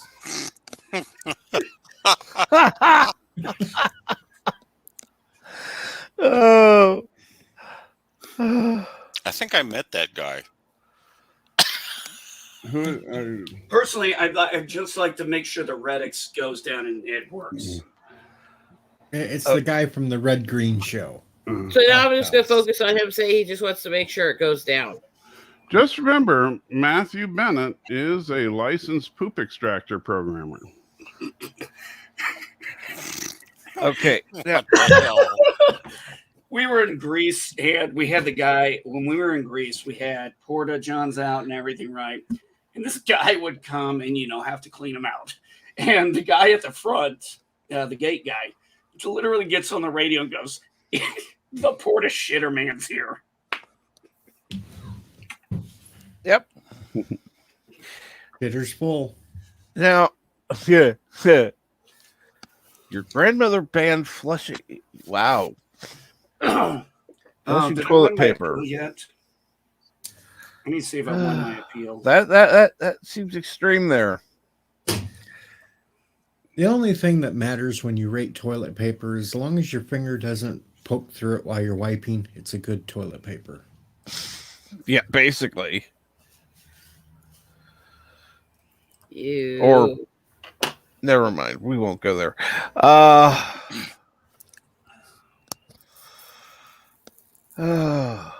Well, I've told you before, Captain Trek. We'll just use the 3 seashells. Yeah. Actually, if you play Cyberpunk 2077, they have the 3 seashells in the bathroom. Corn leaves work. I find this hilarious. I got my copyright strike for saying medical misinformation. My entire talk was about the comparison between what happened. They compare and contrast what happened to Nicholas Sandman and Kyle Rittenhouse by the media. I never said anything about anything medical. Cap, the last thing I sent you in your DMs, I wanted to warn people about that because that actually was up as a notice from YouTube on their main page the other day. Okay, let me check that out real quick. That is the giant robot going, danger, danger. Yeah, that threw me. I was like, so I did file the appeal. I'm like, this had to do with a court case. I didn't say shit about medicine. Now they'll give you a second strike. A lot in this stream. Well, look whose channel we're on. I mean, just sorry, Cap. Settle down there, Rosetta. That you're getting out of line now. If I was more settled, I'd be sedated. Oh, I'm just glad I'm not in pain right now. Yeah, that makes one of us. Fuck you. Oh, what a day. You see what I sent you? Yep. Saw that. Yeah, that's kind of a big warning bell. Where they were openly saying they're going to flag more people for this. And they're going to get even tighter on it. The problem is their authoritative sources aren't any more reliable. Oh, come on. We all love Fauci. He did so well with the AIDS issue. I mean... Oh, we're back to that one. Sorry. What I love is how it doesn't have a legitimate reason or anything to bring that up. But I mean, it's like their authoritative source is oh shit. What am I trying to think of? Probably somebody with the IQ of my ex-wife. No. The website Wiki. Wikipedia. Yeah, when I was in college. When YouTube says authoritative source, they just mean those that are in their current political favor. That's all it means. And those who agree with their agenda. And Okay, I got a great example of that. I did this morning. I called it. I did an upload on my MB Geek Talks Politics, and I called it "The Tale of Two Bands," which basically was I took two New York Times articles from the same author talking about the travel bans. One is on Biden, one is on Trump. You'd think they were both written by different people. Huh. I'm not shitting you. I'm not surprised. kidding you. Both sides completely flipped their viewpoint on everything as soon as the election. Yeah, they both just completely went, fuck what we've been saying for the last year. We're going to change our viewpoint. Well, yeah, that's because if you, I mean, it's all just a war of ideologies. It's kabuki. It's the reason the pro side is pro is because of who is in power. It has nothing to do with the facts. The reason the anti side is anti is because of which side is in power, not the facts. And so they're just going to continue to fight over who's currently elected. Whatever they say, the party that's not in power is going to oppose. Yeah. And right now that's stripping me of my medical rights. And that's not a joke. Nope. Well, knows what I've been going through. Well, one of the big problems I tell people is focus less on the federal election and more on your local elections. You have more power there. Yeah, and then I shared with everybody that we have somebody running for mayor on the literal argument of, I'm dark and have a dark-skinned vagina, vote for me. Yeah, pretty much that one. Rosetta, I forgot. What's how far are you from the Illinois border? A little over an hour. Why? I don't know if you're comfortable telling which. I forgot which city you're in because I was going to see, because you said you're in pain. I was going to see about finding you the closest dispensary you could go to Illinois for. I wouldn't try that. Anyways, too many people in my family have had bad reactions to it. Okay. I mean, just to the, I'm guessing the flower, right? To basically all forms of it. I've had several people in my family have sensitivity and allergic reactions to it. Oh, wow. I've only, I've only heard that one time. That was actually my ex-wife's oldest brother. Not a common reaction, but it does happen. And when it becomes common in a family, you're supposed to avoid it. No, I got you. I completely. So, geez, you're 80% better now? Yeah, I'm 80% better. Good. Good. We're glad you're doing okay. better. Does that mean that we can look forward to a stream later? I don't know about today. I've done 2 streams the last few days. Oh. And I haven't been there. God damn it. Yeah. What my are you streaming? Fluger was on my first one. Yeah. That I did the other night. And then Philip Gaming was on the next night with me. Yeah, I missed her one the other night because I was on with Piper because it was her birthday. So I missed that one, and then yesterday I was gone. So I was gonna hope you're doing well. I was gonna stream last night, but then I ended up watching PJ over on Doomcock all night. So that's funny.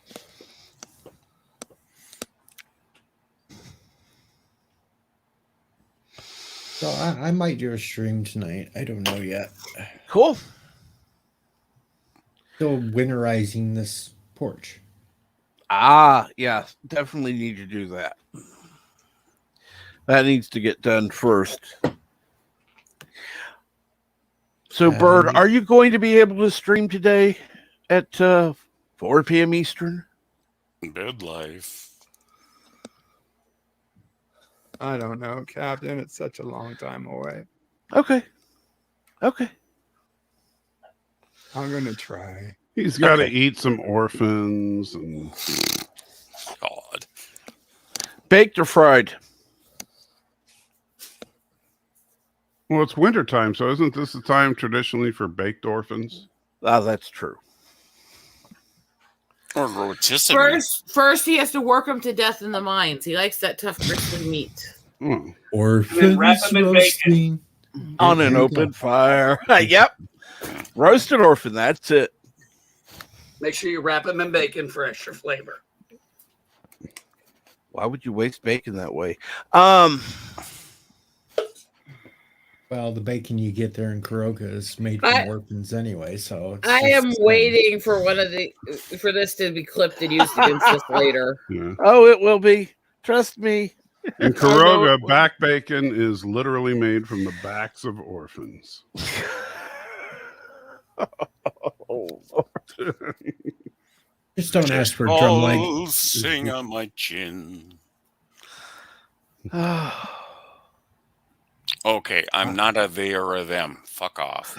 I'm actually hoping Cinnabon buys another storage locker. Oh, yes. I want to see him find another unicorn horn. You know, I haven't watched that stream, but I've heard so much about it. What happened? What did he find? It's funny because I just got up there like 5 minutes before that, and I asked him if he'd found one yet, and he said no. And it was within 5 minutes, he opens up the bag and dumps out a big purple dildo. So he found a big old dildo in one of those storage lockers he bought. Yep, that's funny. And it was filled with like 30 or 40 condoms. Wow, I heard he found some condoms for Bird. It came with the purple dildo. Speaking of nut roasting, I mean, hey, I actually had a special visitor to my second stream the other night. Oh. Speaking of giant purple dildos and condoms, you had a special visitor. Is that really where you went with that? Well, it was Mr. Miles. Okay. Ah. But Haven't that heard still from him in a doesn't while. quite add up, but okay. Well, apparently he found me making comments on a reaction video channel the other day, so he decided to come visit. Cool. Very nice. How's he doing? He doesn't seem to be too bad. I'm still trying to figure out why he's roaming around reaction videos. I would, because I used to be a DJ and I kind of like how people react to songs they've never heard before. But Except that those are always so fake. Every time I've tried to look at one of those reaction videos, it just seems so fake to me. Like, yeah, this is the first time they've ever heard that song. well, some of them I can believe because they're youngsters. some of them I can believe because you can tell they didn't listen to a lot of music because they're very clueless on the whole thing of the different genres and what they're listening to. But some of them are obviously just listening to a song they like and telling people they're. And I mean, I get that a bit, but if you're going to do that, at least be honest with it. I like watching the ones that react to Weird Al videos. I like the ones that say Dear Abby.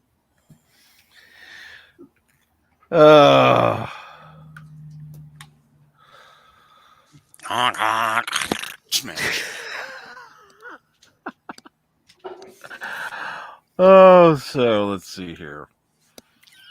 Softy's going to be streaming later, hopefully. Bird, maybe. Maybe. Deej, maybe, yeah. What are you doing? Culture Casino is going to be on in about an hour.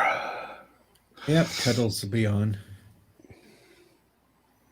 Freaked me out when I seen that he cut off all his hair. I need to talk to Dimaj and see if he's going to stream tonight because it is his birthday. Well, you know who Dimaj and I is with the Dark Council, right? Not offhand. He's a goofy guy that bounces around a lot of the nerd side of YouTube. Cool. Salty has a rat on his shoulder. Yeah, she climbed up here and now she won't get down. Is that a shock? Go ahead. Aw. He's like, what are you doing? You can have it on your shoulders right now. I have enough dealing with the cat on my foot. Well, and and here's one of the reasons that I'm pretty convinced that she's not really a dog, but she's like an alien, is that now she's supposedly a Chihuahua, right? But she has never, and I literally mean never, barked. Yeah, that's weird. Yeah. I know somebody who has a Chihuahua that rarely ever barks. I mean, so rare it's that for a Chihuahua is very, very rare. Notes on Chihuahuas are happy, notoriously loud barkers and bark at everything. A leaf blows by and they go. Wah, wah, wah, wah, wah. Not only does she not bark, she doesn't care. Like if somebody comes to the door, she doesn't care. Well, maybe she's just not feeling like she needs to protect you. Maybe she just doesn't care. I mean, well, but it's not just. I mean, like, and Chihuahuas generally bond to one person, but she hangs out with all of us. I mean, she hangs out mostly with me. She spends probably about 75% of the day in here with me, either sitting on my lap, or you can't see it, but right next to me, I have a little elevated platform which has her bed in it and stuff. Well, but she doesn't bark at all. She peeps. She makes like this little peeping sound, like she literally sounds like a canary. Chihuahuas are like the same way that some cats are. They're very, very affectionate to one person. That's how Siamese, that's how Mao and those everybody are. That's how my cat Ornery is because she's a blend of like Bengal, Mouse, Siamese and stuff. She's really hyper and she hates everybody except me. But me, she will follow me around the house all day. If I close the door and she's not inside it with me, she'll ball her head off. She climbs on my shoulders. She lays on my feet for hours. She climbs in my blanket when I go to bed. She can't stand to not be with me. But everyone else, she's like, get away or I'll fucking kill you. And no 54.5 access radio. Salty Trekker is not talking about his service in the Civil War. Let's face it, he's got a scroll that studied the wrong tapes before coming here. That might be it. Are you a scroll? Are these trolls from the Dead Sea? A scroll, not a scroll. Oh. Sorry. It's a marble. What are you doing?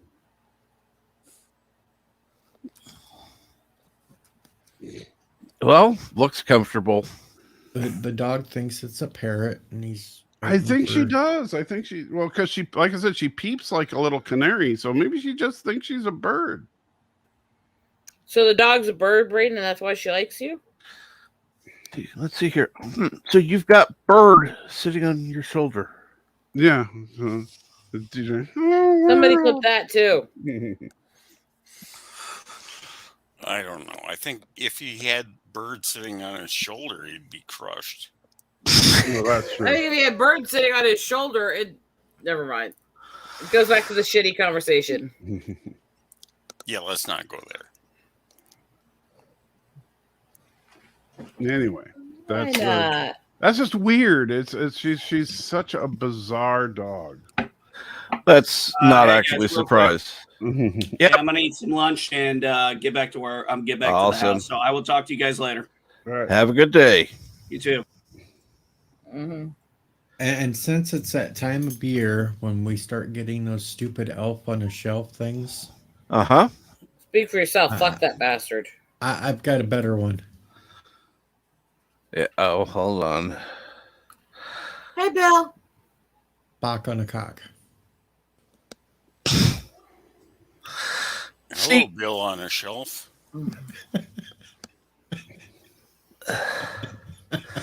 We just need to find different positions. You know, maybe. I was just thinking cock and a cock. That If you want Spock on a cock, that works too, I guess. You want different positions? Forget elf on a Change shelf. You got position. Spock on a couch. Change position. I'm talking about where. Never mind. Anyway, I put you were like, yeah, there's no digging your way out of that one. Just no, it's only going to dig deeper. So yeah, yeah. Need different images. Just put it that way. I think we even offended Mountains of Elysium, and that's pretty hard to do. Offend? No. Shock? Yes. See, offend, I would already have a message waiting. And for that picture, I would just like to thank Bionic Belly Button for putting that up. Yeah, that seems like something she'd do.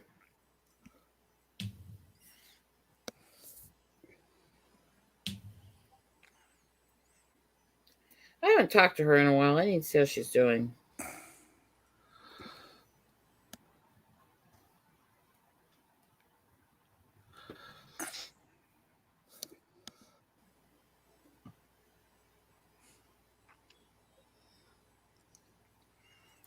Shh, it's quiet time.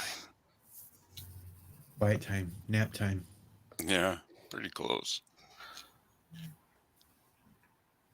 Hello, Bill. Sleep Good over morning. 5. Oh, he's not feeling well, so let's not be too mean to Bird. Not too mean. Doesn't mean we have to be constantly nice, but you know. It didn't stop anybody from being mean to me. I was gonna say, it's not stopping anyone from being mean to me, and I feel like shit. But Rosetta, you deserve it. So. No, I don't. Yeah, you do, because you lie so much. I do not. And You do just, too, just for especially the record, I'm No. pointing out that you're saying, let's be nice to the guy who brags about eating the entrails of children. You know, Rosetta, No. when you sit there and talk about how you're so sweet and innocent and adorable and loving, and that's not completely the truth. I am sweet Well, and loving. You're not innocent, though. And in one sense, I actually really much am. And that's what I'm referring to when I say that. That's I usually never not what we're said referring innocent to. sexually. But that's not usually what we're referring to, is the one little innocent. I can't help it if you guys misinterpret it as something I'm not saying. Well, he's absolutely true. Mountains of Elysium. If Captain Trek wasn't afraid of having his channel taken down, he'd show some of the memes I sent him. So very difficult to offend or shock me. That's why I don't show most of the stuff that Parrothead sends me. Yeah, Parrothead doesn't send me much anymore. I kind of miss that. He still randomly shows up in my Discord and drops something really weird and crazy, or I'll be on a stream, all of a sudden they'll get chirping messages. I posted all this work of me spending 8 hours making barbecue sauce from scratch and cooking all this food for my husband, and I post up the stuff from it in my Discord, and it pops up a comment from Parrothead instantly going, "What, no sandwiches?"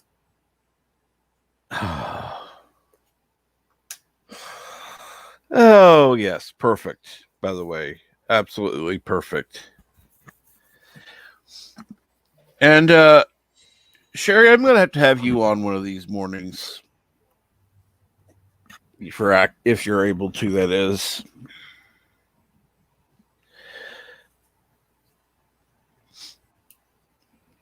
I'm going to have several people on here.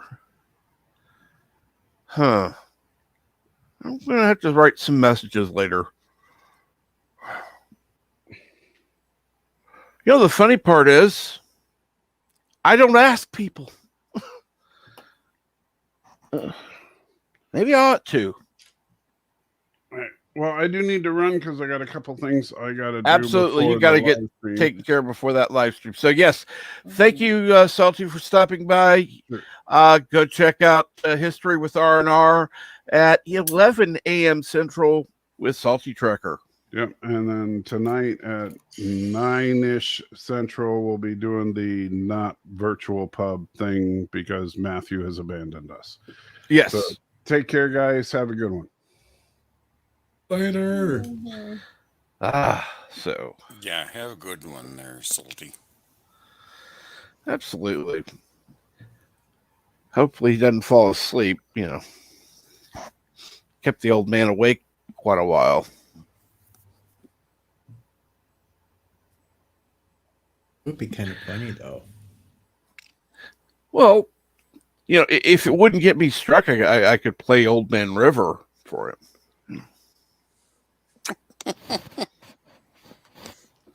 Well, it'd just be funny because Matthew's fallen asleep on him quite a few times. Things. And good morning, Darius. How are you? So how did you mean that, DG? Fell asleep on him? Yeah.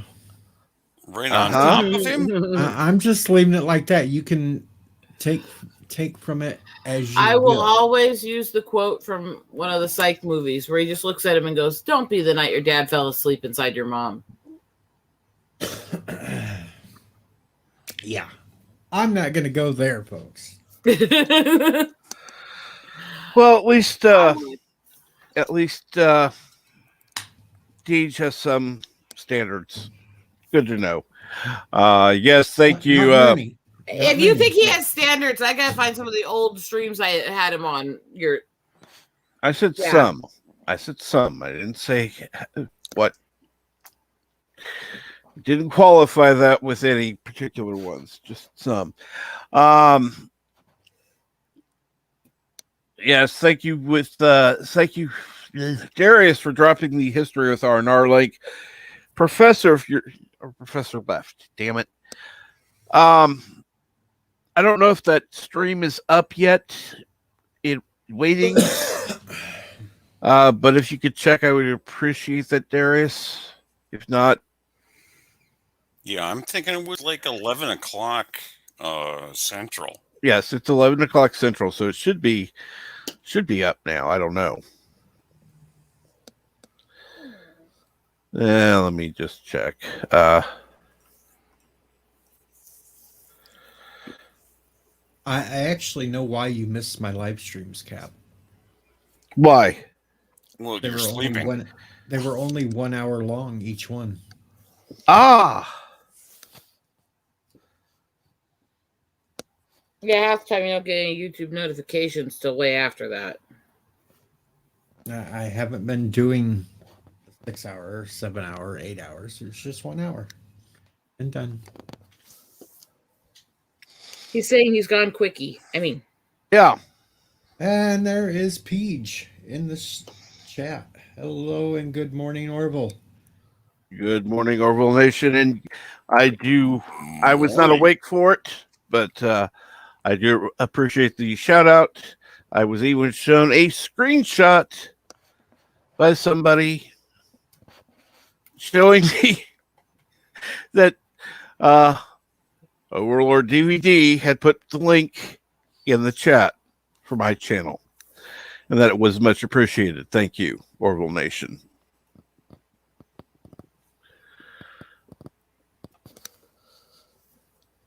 And since Orville Nation is in the chat, are y'all going to be doing any more Deej and Peach stuff? We had a message back and forth about that last night. At some point, we will.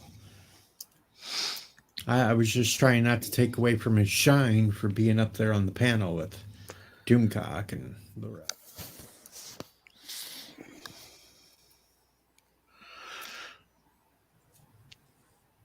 And Kronos needs more coffee.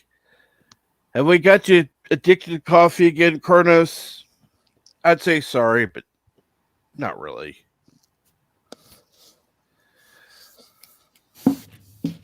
I wonder what he's putting in that coffee, though.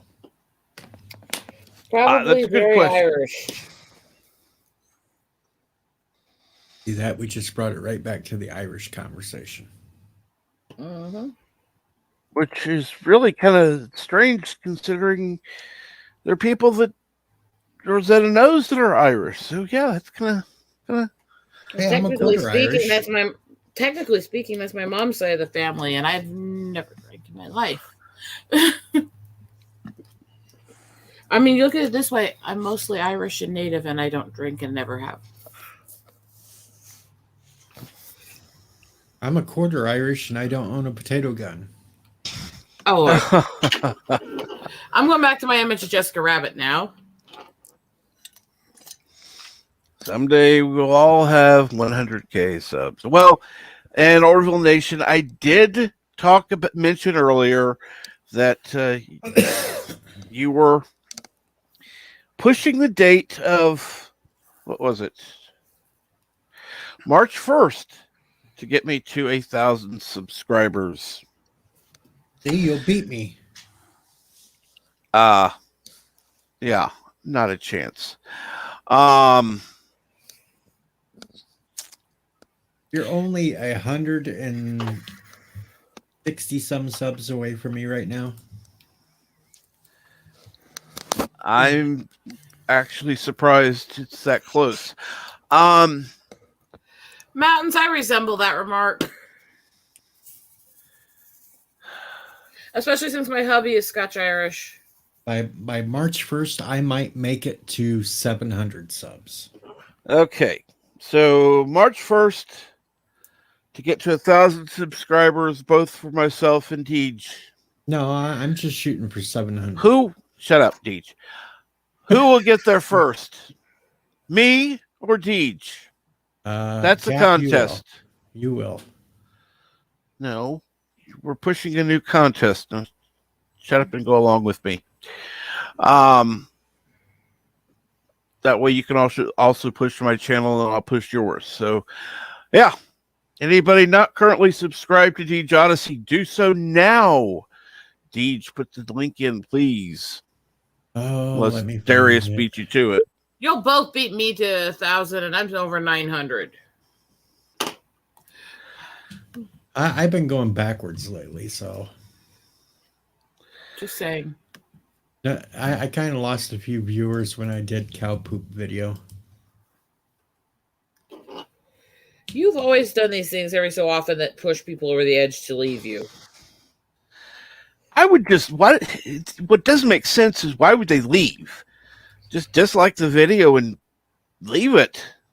Leave a nasty comment or something. But I lost subs for showing footage of a freaking heron eating a duckling. That I can almost see, but yeah.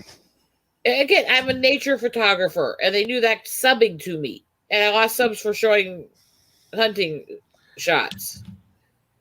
It's like, what do you think? It's all sunshine and lollipops? Yeah, I lost another subscriber last night. I've lost one every day this week, for the last 3 days now. All right. Deej Odyssey. Subscribe to him today. If you think you're already subscribed, check and make sure YouTube does unsubscribe people. Trust me, I've seen it happen. And Professor, now that I'm back online and I'm feeling mostly better, we will hook up and make out a date for R&R. You're going to make out with that's what I R&R. Shut up. Well, yeah, we're going to have to clip that and say, you're going to have to make out. Yeah, Kronos didn't like me talking about the cows eating gum instead of just saying they were chewing their cud.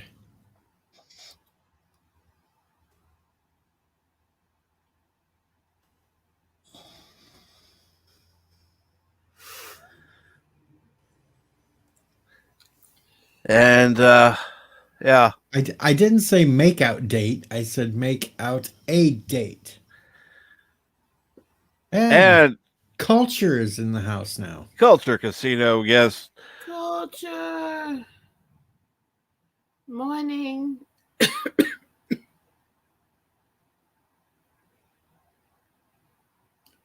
Still shocked that he cut his hair.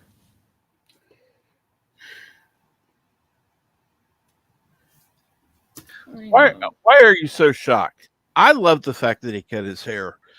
Gives it. Well, I like the reason why he did it. Yes, granted, I did like that reason. It was still just shocking the other night seeing him with all that hair gone. It was like, what the hell?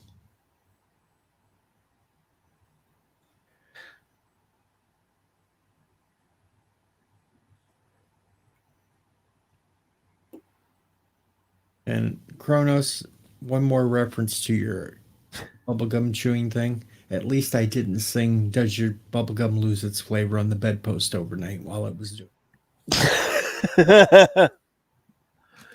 Please try not to get that stuck in my head. Oh. Does your chewing gum lose its flavor on the bedpost overnight? Won't work. Your voice doesn't have the right pitch. Okay, I'm good. Well, you never know. There he is. Hey, I did a hell of a job on Rambling's channel the other night singing "I've Got a Lovely Bunch of Coconuts." That could be made into so many bad boob jokes. I gotta drop again. Don't worry about it. I haven't Go. been here, so Take care, Bird. Go. Hugs. Take Bye. care, Bird.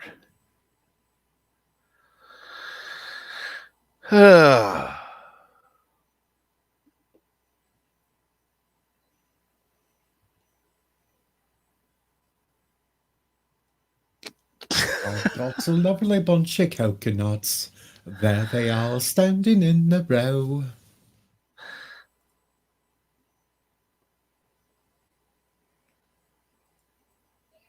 And yes, let me check something real quick.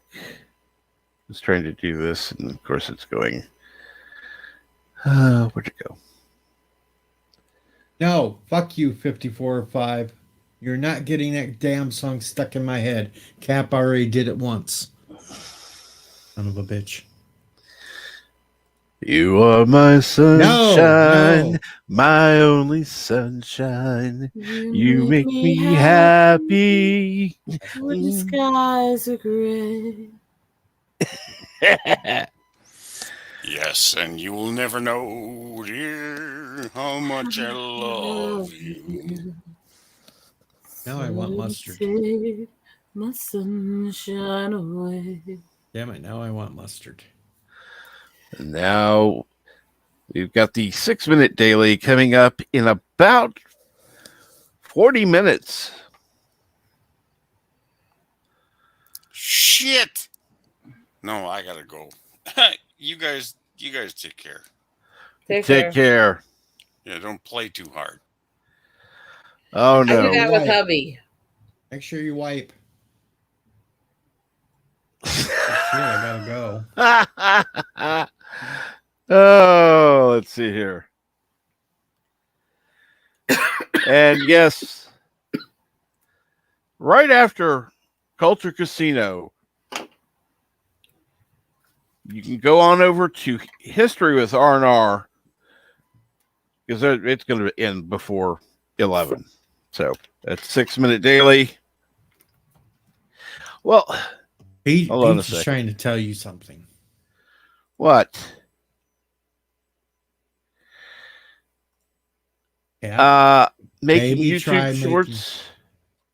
Okay. First of all, what am I going to put on them? Second of all, what am I going to put on them? Okay, here you go. Third of all, what the fuck is he gonna put on him? Here's your first short. Get on camera. You look at the camera and say, Star Trek Lower Decks sucks. The end. There you go. Okay. Short. Okay, then I need to put it in the 4:3 ratio, which I've got a player. If I can figure out how to edit, I can put it that so it'll go on the YouTube short shelf. Ooh. And only Kronos wears short shorts. I didn't want to know that. And I don't want to see it either. There'd be a hell of a video, though. Kronos could have his first short. He could be standing there in a pair of short shorts, And all he'd do is wiggle his butt, going, "I wear short shorts," and then. DJ, you're disturbed. I know it.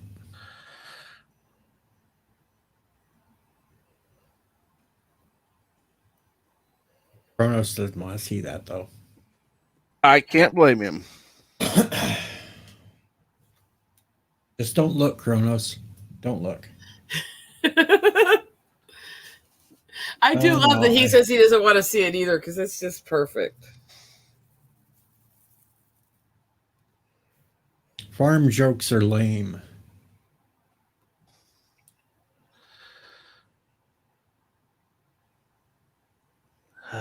Look, I made a joke about a cow chewing bubble gum, and Kronos roasted me for it.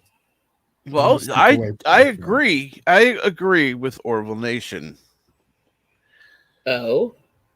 My shorts should be in the outfits, just doing little birthday videos.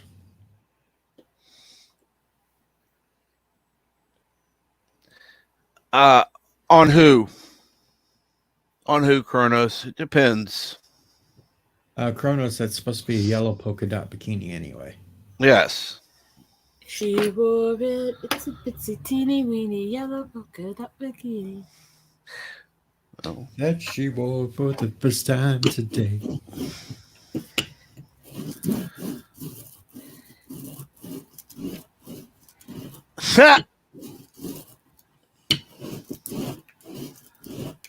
All right. So, yes. Like I said, it's going to be about 40 minutes till Culture goes live. Go on over, check him out, then check out History with R&R. Look for Deej to be on perhaps later. See how much I've gotten done so far. Orville just up the game. Orville just up the game. See? He said if I beat Cap Trek to 1K, he will gift me an Orville Nation bikini. Hey.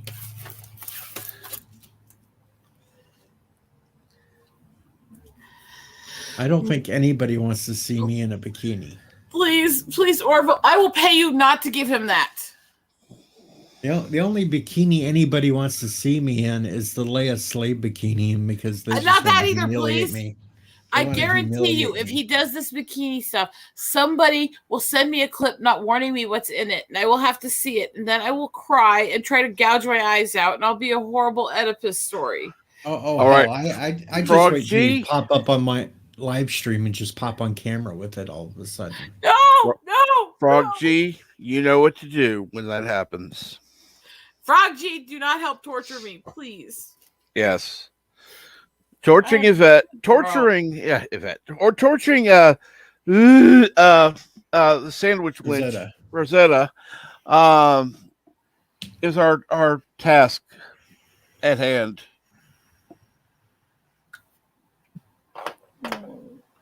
Look at me, I'm so sick. I have to keep doing stuff just to breathe today. You don't want to make me more miserable. Yes, I do. Well, that's because you're a bastard. I'm talking to Frog. Frog, I know you want to see Rosetta. I do have a new part for the I do have a new part for the bunny outfit, though. Oh, really?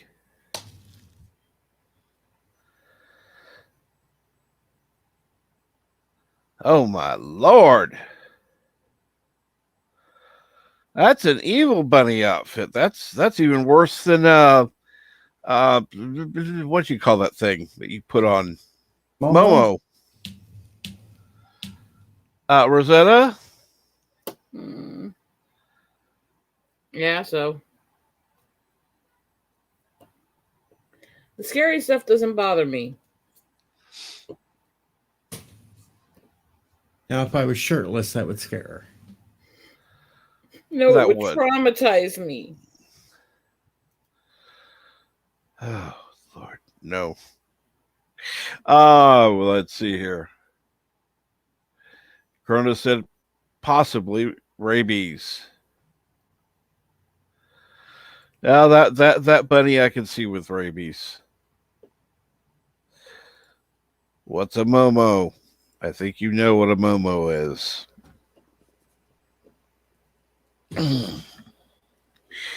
But anyhow, while we're still on, keep that's the Momo.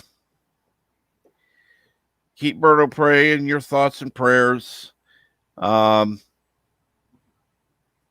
He's not doing well right now, so we need to be thinking about him. Salty Trucker will be on History with R&R today at 11 a.m. Central. Coming up in about 30 minutes is Culture Casino live. Or some 6 like minute to refer daily. to them, Cuddles. Or some do refer to him as Cuddles. I don't know why. You don't want to know. You don't want to know. You don't want to know. No, it's just funny. It's actually, just funny. actually, just in case Culture is still listening to us in the background, I want you to come on and explain that one on my stream one day soon. Please.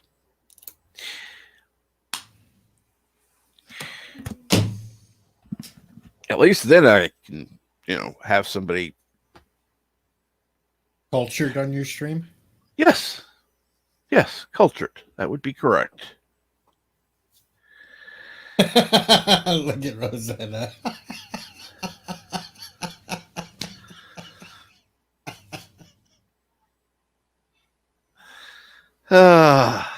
Yes, I went there. I was referring to myself too. I'm not cultured.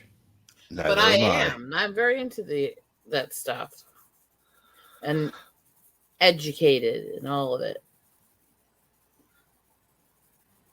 I may have a crass mouth at times, but I am actually. Giggles. That's different, and it has to be hubby.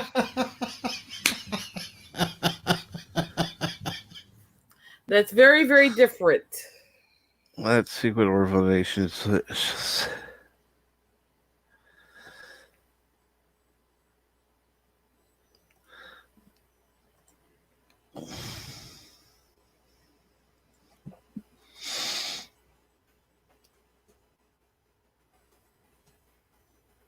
Hell no. They cancel me. I just let it go and I say the hell of it. Oh, I've had so many people try to cancel me. It's not even funny. Then I just come back with the Momo channel with a vengeance.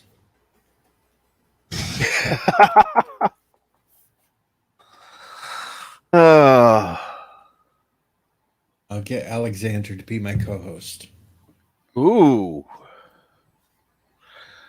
That might actually work. I still love the day Bird had. Yes, but to do that, you don't even tell Alexander what the channel is. You send him an invite and tell him you miss him, and then when he pops on, big words, the Momo channel, and then Momo pops out. I did better. Bird had Alexander on a week ago or so with his fiance to show that she was actually real, and I popped on as Momo right off the bat. I'm still surprised that she's real. I still say that might have been just some paid hokey pokey there that was to throw me off. All I know is that stupid stream means I lost a bet and I owe somebody some money. Y'all lost bets on that one. I kept swearing she was a figment of everybody's imagination. I didn't say everybody's, I said his.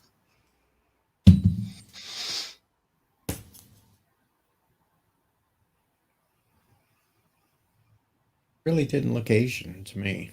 No, I was thinking that. But, the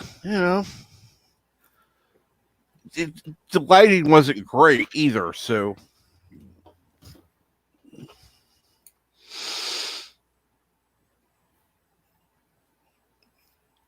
How do we know she was actually born in the former U.S.? I don't know. I need documentation, damn it. We want proof. I want proof that she wasn't just some hired cuddler to sit there and pretend. He couldn't afford a hired cuddler. Considering how much he's worked, he probably could. Oh, actually, I'll take that back because I do know a woman who got arrested for offering a cop a $2 blowjob. Come on. Alexander was working 2 jobs and he lives at home with mommy and. Yep. I'm just saying. I actually do know somebody who got arrested for that. So yeah. That's not exactly the honor of something I want. Yeah. Oh, well, it right. deals with the inner city stuff I've had to deal with. True. And don't worry, I hate her guts too, so we're good. Why the hell could you? What the hell could you buy for $2?